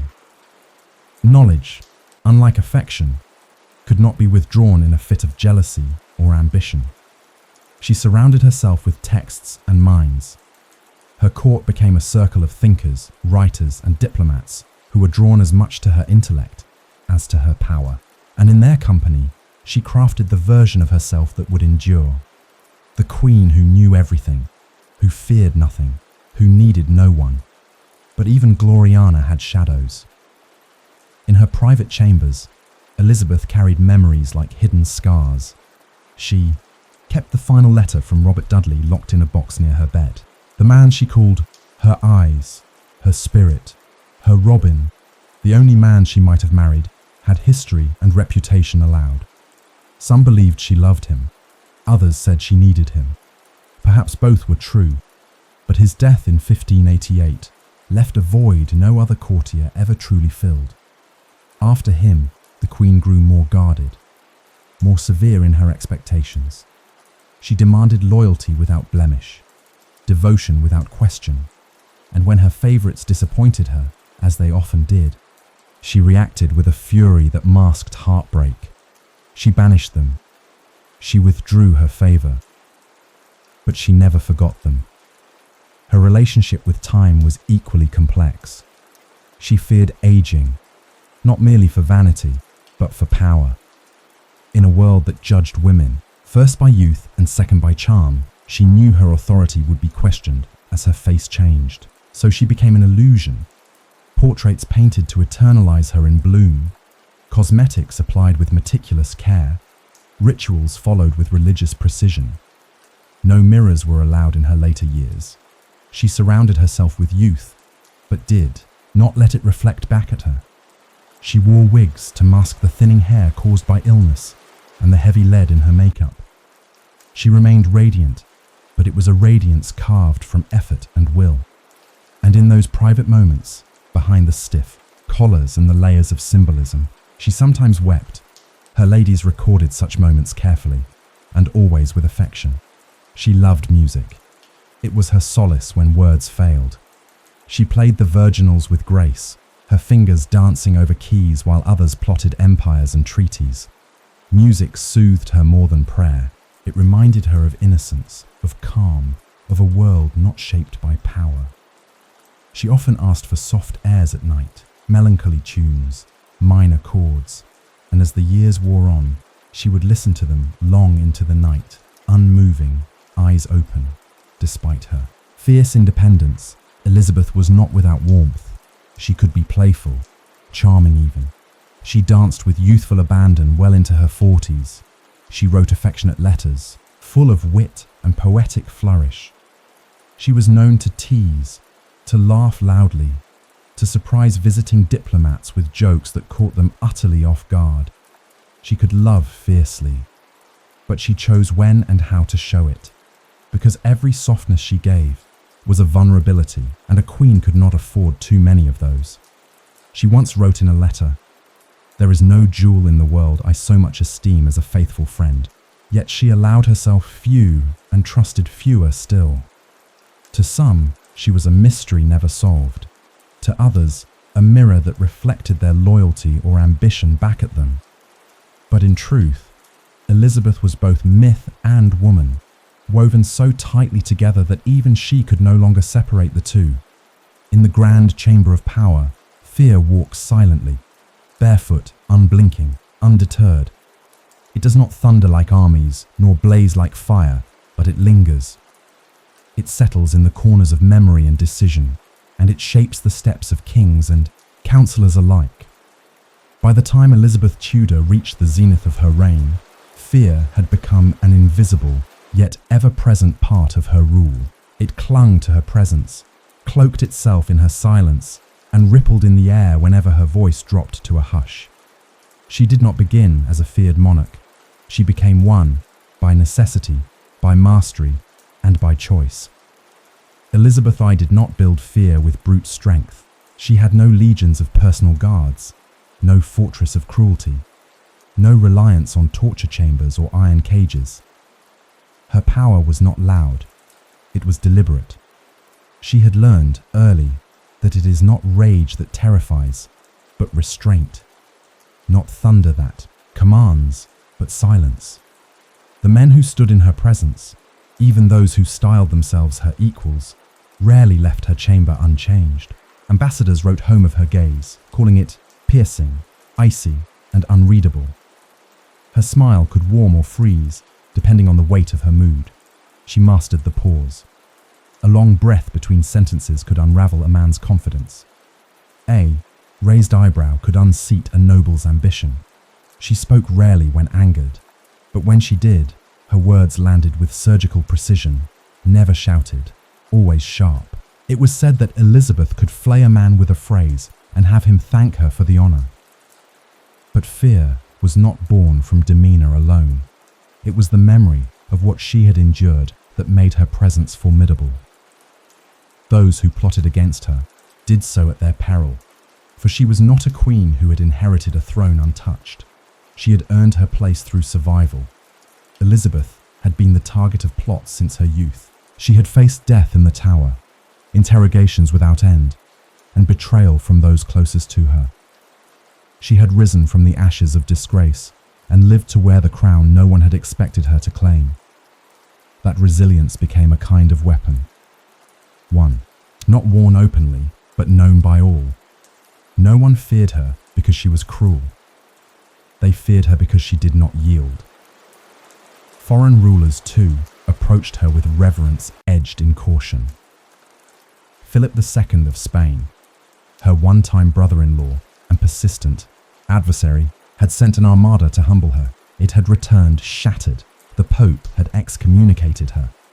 She responded with the active supremacy and the quiet, firm spread of the Protestant faith. France had tried to win her hand through diplomacy, only to find her endlessly elusive. Her refusal to marry, to name an heir, or to bow to foreign pressure baffled and frustrated other courts. They could not control her, and what could not be controlled was, invariably, feared. At home, her court was a crucible of favour and fall. She lifted men with her glance and buried them with her silence. Robert Dudley had once held her heart, but not her rule. When he acted, beyond his bounds, even he found himself rebuked. The Earl of Essex, Robert Devereux, dared to test her patience in her later years. His arrogance led him to rebellion, thinking himself beloved enough to be forgiven. He was not. She signed his death warrant, not in rage, not in passion, but with the cold, necessary pen of sovereign judgment. Even in mourning, she did not flinch. Her tears were private, her law unbending. The fear she inspired, however, was not born from terror alone. It was interwoven with admiration. She demanded excellence. She did not tolerate mediocrity. Those who rose in her court knew they had done so through merit, through talent, through loyalty beyond pretense. And so, her fearsome aspect became, paradoxically, the root of trust. She ruled justly, if firmly. She forgave rarely, but when she did, it held weight. And those who served her well knew they stood within the sphere of a monarch who did not waver, who did not flatter, and who did not pretend. She was sovereign in every sense of the word, and the fear she inspired was not tyranny. It was consequence. She could be warm. She could even be joyful. But that warmth was never mistaken for weakness. Her laugh could lift a hall, but her silence could darken it. She danced well into her 50s, but she never let the music drown the message. She flirted with diplomacy, not with submission. She smiled, but always on her own terms. Elizabeth did not choose to be feared, but when the crown demanded it, she did not refuse. She allowed it to surround her like armor, unseen but unbreakable. Even as age crept in, even as her circle of friends diminished, even as the world whispered of succession and endings, none dared speak it to her face. No one presumed her weak. No one called her finished. Even time itself, it seemed, stepped lightly in her presence. Power often inspires awe. Sometimes it demands obedience. Occasionally it provokes rebellion. But rarely, so rarely, does it inspire love. And yet, Elizabeth I, Queen of England, ruled a people who did not merely accept her sovereignty. They adored her. This love was not without layers. It was not blind, nor unexamined. It was the kind of loyalty that blooms slowly, rooted in recognition, strengthened through hardship, and crowned with time. For Elizabeth had not inherited love like a birthright. She had earned it, year after year, through wisdom, courage, and the unspoken promises she kept in the hearts of her people. She was, in so many ways, their mirror, not in privilege or fortune, but in struggle. Elizabeth had begun her life as the child of scandal, the daughter of Anne Boleyn, a queen brought low by the axe. She had worn the label of illegitimacy. She had known exile, imprisonment, and fear. Her earliest memories were not of glory, but of silence and uncertainty, and the people remembered. They had seen her fall and then rise. They had watched her, over decades, prove that grace and grit could reside in a single soul. They had come to believe that if she could ascend from such shadow to such sovereignty, then England too could rise, no matter how dark the hour. From the first days of her reign, Elizabeth approached her relationship with the people not as an obligation, but as a partnership. She styled herself not merely as ruler, but as guardian. She refused to marry, not from disdain for love, but from loyalty to her realm.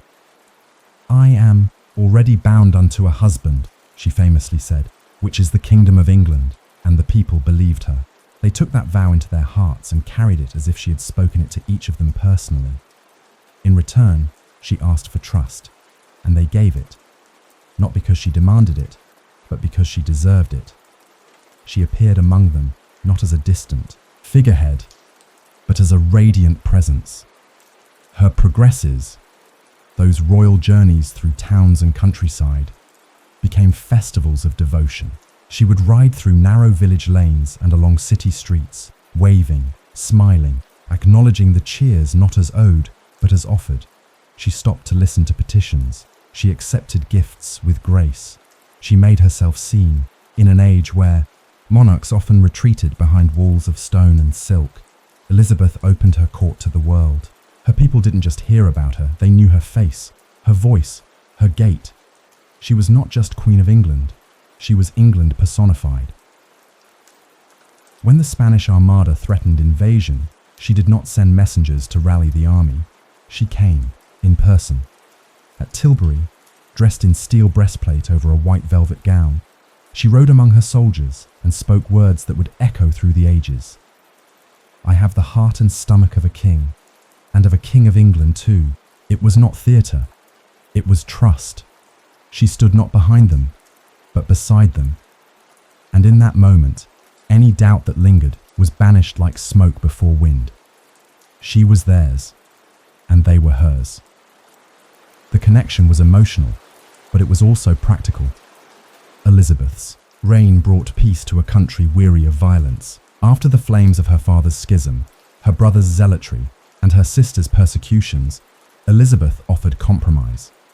The religious settlement she enforced was not perfect, but it was peaceful. She allowed private belief. She discouraged fanaticism. She insisted that faith need not divide neighbour from neighbour. And in doing so, she stabilized a kingdom teetering on the edge of chaos. She governed not as a tyrant nor as a reformer, but as a steward, and the people saw it. They lived it. They loved her for it. Even in her imperfections, she remained beloved. She could be vain. She could be sharp-tongued. She demanded loyalty with little patience for failure. But these flaws did not obscure her strength. They humanized it. She became not a saint, but a sovereign of flesh and thought and feeling. And it was that very humanness, balanced with brilliance, that drew her people closer. The affection was not reserved only for those who shared her court. It rang out in street songs and marketplace gossip, in the careful preservation of her image, on coins and painted panels, in the tales told to children about the queen who would not be ruled, the queen who spoke with fire, the queen who would not wed but whose arms were wide enough to hold. All of England, she became a symbol, not of perfection, but of perseverance, not of royalty alone, but of Englishness itself. Even after her death, this love endured. When news of her passing spread, the mourning was profound, not just in ceremony, but in spirit. It was said that the light dimmed in London that day, that the air felt different, that silence hung heavier than usual along the Thames, because for many, it was not just the end of a queen, it was the loss of something personal, something precious, something deeply, quietly cherished. There is a quiet power in legacy, not the kind carved in stone or inscribed in treaties, but the kind that lingers in memory, in mirrors, in the silent choices of those who come after. Elizabeth did not simply rule her age. She reached into ages yet to come, shaping the very concept of queenship across centuries. Her reign, rich in symbolism, solitude, and strength, became a map for future women who would wear a crown. No longer would a queen be seen as a placeholder. No longer a sovereign in name only. Elizabeth had set the standard, and it was impossible to ignore. In the wake of her passing, her immediate successor, James I, stepped into a kingdom deeply marked by her presence. But while James inherited the throne, it was Elizabeth's legacy that held the hearts of the people. And as decades passed, that legacy hardened into something more enduring than any policy or proclamation. It became myth, and it became measure. Future queens, whether in England or beyond, would be judged, knowingly or not, by the Elizabethan shadow they stood in. The first great heir to that shadow came more than 2 centuries later. Victoria. Crowned in 1837, she was but 18, shy and yet intelligent, newly awakened to a world that viewed her youth and sex as liabilities. But history had not forgotten Elizabeth, and neither had she. Victoria turned her gaze backward, not in nostalgia, but in instruction. She saw in Elizabeth an image of dignity and resolve. She understood the strength that came not from dominance, but from consistency, composure, and vision. Victoria would go on to rule for 63 years. An empire expanded beneath her name. She became, in her own way, a monarch of myth. But in her earliest steps, it was Elizabeth's echo that steadied her. And then, in 1952, the crown passed once more to a young woman, Elizabeth II, named after the very queen whose reign had altered English history. Though the world had changed immeasurably, many of the old pressures remained. Expectations, scrutiny, the question that seemed to dog every female ruler from the moment they ascended. Can she lead? But Elizabeth II did not flinch. Like her namesake, she embraced duty with restraint, wielding silence as a tool and presence as a symbol. She ruled not by dictating, but by enduring. Not with decree, but with constancy. Through 7 decades of turmoil and transformation, she reigned, steady, quiet, unwavering, and beneath it all, the firm imprint of her predecessor remained. Beyond British shores, Elizabeth Warren's influence stretched wide, not in the same way that empires do with armies or colonists, but in idea, in possibility. She became a reference point for any woman who dared claim authority in a world still suspicious of female power. Presidents, prime ministers, chancellors, many of them bore no crown, but still felt the weight of hers. In boardrooms and parliaments, Elizabeth's legacy whispered not just of majesty, but of capability. She had ruled, alone, unmarried, undiminished, and so might others.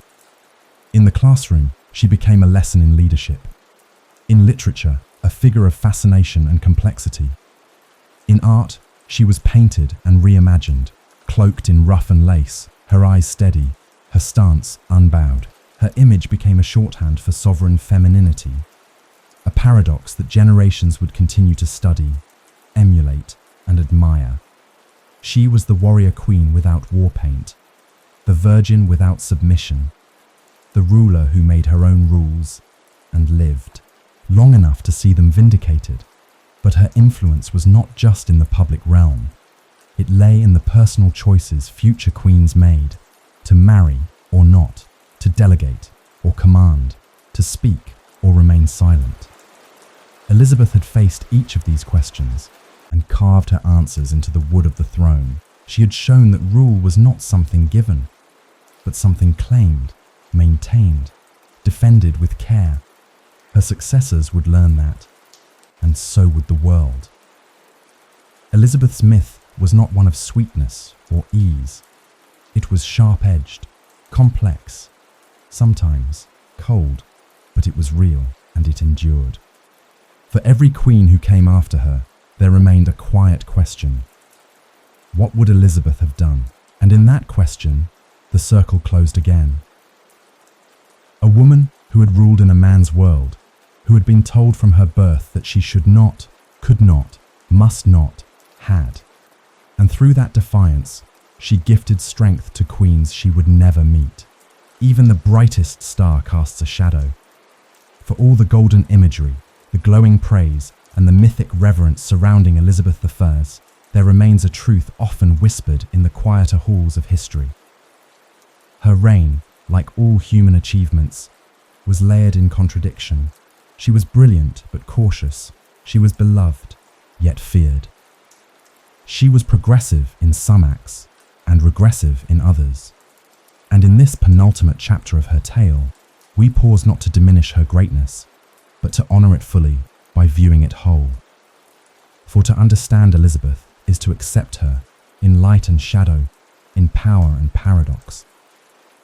Let us begin with the treatment of religion, so often heralded as her triumph of tolerance. It is true that Elizabeth brought a measure of peace to a land riven by religious wars. Her religious settlement of 1559 formed a bridge between the extremes of Catholic ritual and Protestant dogma. It allowed for the quiet practice of faith, as long as it did not provoke political unrest. But tolerance had its limits. Elizabeth insisted on outward conformity. Attendance at Church of England services was mandatory. Those who refused were fined. Persistent recusants, especially Catholics who practiced in secret, were imprisoned and in some cases executed. Jesuit priests were hunted as threats to the crown, and while Elizabeth herself claimed not to make windows into men's souls, her government often did. It was a pragmatism born of survival, but to those caught, beneath its weight, it was persecution. Her use of spies, too, draws mixed judgment. Under Sir Francis Walsingham, Elizabeth's government developed a sophisticated web of surveillance. Letters were intercepted, codes were broken, networks of informants burrowed deep into households and chapels. This machinery foiled countless plots. It protected the Queen's life, it preserved national security, but it also created a climate of suspicion, where loyalty was questioned and neighbours feared one another. It raised uncomfortable questions. How far can a ruler go to safeguard peace before liberty begins to fray? Then there is Ireland, a thorn in the Tudor crown long before Elizabeth, but one that her reign failed to heal, and, in many eyes, worsened. Rebellions flared, most notably the 9 Years' War, led by Hugh O'Neill. Elizabeth responded with military might. The campaign was brutal, scorched earth tactics, famine, executions. Though victory eventually came, it was hollow. The cost in human suffering was immense. To many Irish historians, this chapter casts a long shadow, one of cultural repression, imperial overreach, and broken trust. Elizabeth, despite her famed eloquence and charm, could be ruthless when her authority was challenged. Her court too bore complexities. She surrounded herself with bright minds and loyal servants, but also fostered rivalries. Favour was currency, and it could be withdrawn without warning. Ambition thrived, but so did jealousy. Robert Dudley and the Earl of Essex, among others, fell both into grace and out of it, sometimes with deadly consequence. Elizabeth encouraged flattery and performance. Her courtiers danced a constant ballet of wit, obedience, and subtlety. For those who succeeded, it was a golden age. For those who failed, it was a stage of masks, where misstep meant exile. And what of her decision not to name an heir? To some it was masterful strategy, avoiding division, preserving her own authority to the last. To others, it was dangerous pride. Her refusal to clarify succession caused unease for decades. It invited foreign speculation, internal factionalism, and the ever-present threat of civil war. Only in her final days did she gesture toward James VI of Scotland. That transition proved smooth, but it could easily have been otherwise. And some ask, did she wait too long? Did her desire to be remembered as eternal blind her to the needs of continuity? Finally, we must consider her treatment of women. Though a queen herself, Elizabeth did little to advance the cause of women in general. She upheld a masculine order. She distrusted female confidants, often favouring male advisors. She punished rivals, especially women, with severity. Mary, Queen of Scots, remains the most potent example. Though Elizabeth delayed her cousin's execution for nearly 2 decades, she ultimately signed the warrant that ended Mary's life. It was a necessary act in the eyes of statecraft, but it left a stain in the eyes of those who believed that sisterhood should have held more sway. And yet, despite all this, because of all this, Elizabeth remains fascinating. It is not perfection that endures, it is complexity. She was a ruler who made mistakes, who wrestled with contradiction, who navigated a world stacked against her and still triumphed. She offers no easy answers, no sainted purity, but she offers something rarer still, an example of what it means to govern with full knowledge of one's flaws and to choose day after day the path that leads not to comfort, but to endurance. Hi friends. As the candle of this long tale reaches its final flicker, we come now to a quieter chapter. One wrapped not in triumph or ceremony, but in the soft breath of endings, the final vigil of Queen Elizabeth I. After a life lived in tension, between duty and solitude, majesty and vulnerability, she would face the last truth that binds even the greatest of rulers. Death comes for all, but for Elizabeth, even death bowed its head. It came without drama, without thunder. It arrived on tiptoe, in stillness, like a servant who dares not disturb the sovereign. In her final weeks, the Queen grew frail. Her sharpness, once the terror and fascination of diplomats, softened into distant quiet.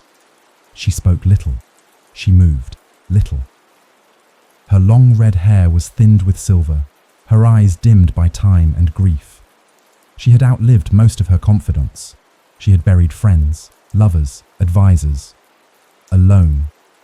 But for her attendants, she stood for hours, unwilling to lie in her bed, perhaps unwilling to accept what awaited her there.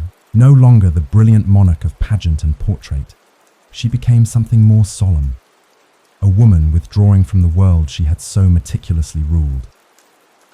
As courtiers whispered prayers and physicians stood helpless, a final question loomed. Who would succeed her? For decades she had refused to name an heir, careful never to weaken her own reign. But at the very end, when her council asked once more, she made a small, unmistakable gesture toward the crown of Scotland, toward James VI, the son of Mary, Queen of Scots. It was a gesture that closed a long, tragic circle. Elizabeth died in the early hours of March 24th, 1603, at Richmond Palace. She was 69 years old. She had reigned for 44 of those years. She had never married, never named a successor until her final breath. And yet, she left behind not chaos, but calm. It was one of her last, and perhaps finest, acts of statecraft. Her body was brought to Whitehall, where it lay in state. Thousands came to pay their respects, nobles, poets, soldiers, and commoners alike. Many had known no other monarch. She had become to them more than queen. She was England personified. On April 28, 1603, her funeral procession wound its way through the streets of London. Her coffin, covered in purple velvet, rested on a great carriage pulled by 4 milk-white horses, draped in black. Muffled drums played, bells tolled. The crowds wept openly. She was carried to Westminster Abbey, where she was laid to rest in the same tomb as her half-sister, Mary I, two queens, once rivals in faith and rule, now shared the same marble silence. The inscription reads, "Partners in throne and grave, here rest we two sisters, Elizabeth and Mary, in hope of one resurrection." But Elizabeth's resurrection came not in body, but in memory. In the minds of her people, she rose again and again, in ballads sung in the marketplaces, in plays performed beneath painted skies, in histories penned by hands that trembled at the weight of her name. She became not merely a monarch, but a legend, Gloriana, the Virgin Queen. Astria returned. Her image was fixed in the imagination of a nation as a beacon of stability, wisdom, and strength. Her very name came to signify an era, and yet, the truest measure of her legacy lies not in stone or scroll, but in how she changed the soul of England. She left no children, but she left descendants in spirit. Every woman who rose in defiance of expectation, every ruler who placed wisdom above impulse, every citizen who dared to believe in the dignity of duty. These were her heirs. She had ruled not by brute force, nor divine claim, but by presence, by intellect, by sheer immovable will, and through that she became immortal. Today, Elizabeth I rests beneath the vaulted ceiling of Westminster, her effigy cold and still. But step outside, into the world she shaped, and her breath is everywhere. In the words of Shakespeare, who wrote under her reign, in the ships that still sail from English ports, once driven by dreams she fostered. In the image of queens who followed, Victoria, Elizabeth II, each walking a path she carved. Her vigil continues, not in flesh, but in the memory of a people who knew what it meant to be ruled by a woman who never wavered. So ends our tale, dear listeners. Elizabeth I, born under suspicion, crowned in uncertainty, ruled in splendor and died in silence, yet her silence spoke more than many lives shout. And in that final hush, we find not an ending, but a gentle reminder that true power does not vanish. It lingers, like candlelight on stone, like a name written in stars. Sleep now, with the memory of her in your mind, and may the courage she wore like a crown guide your dreams tonight. Farewell, until the next story calls.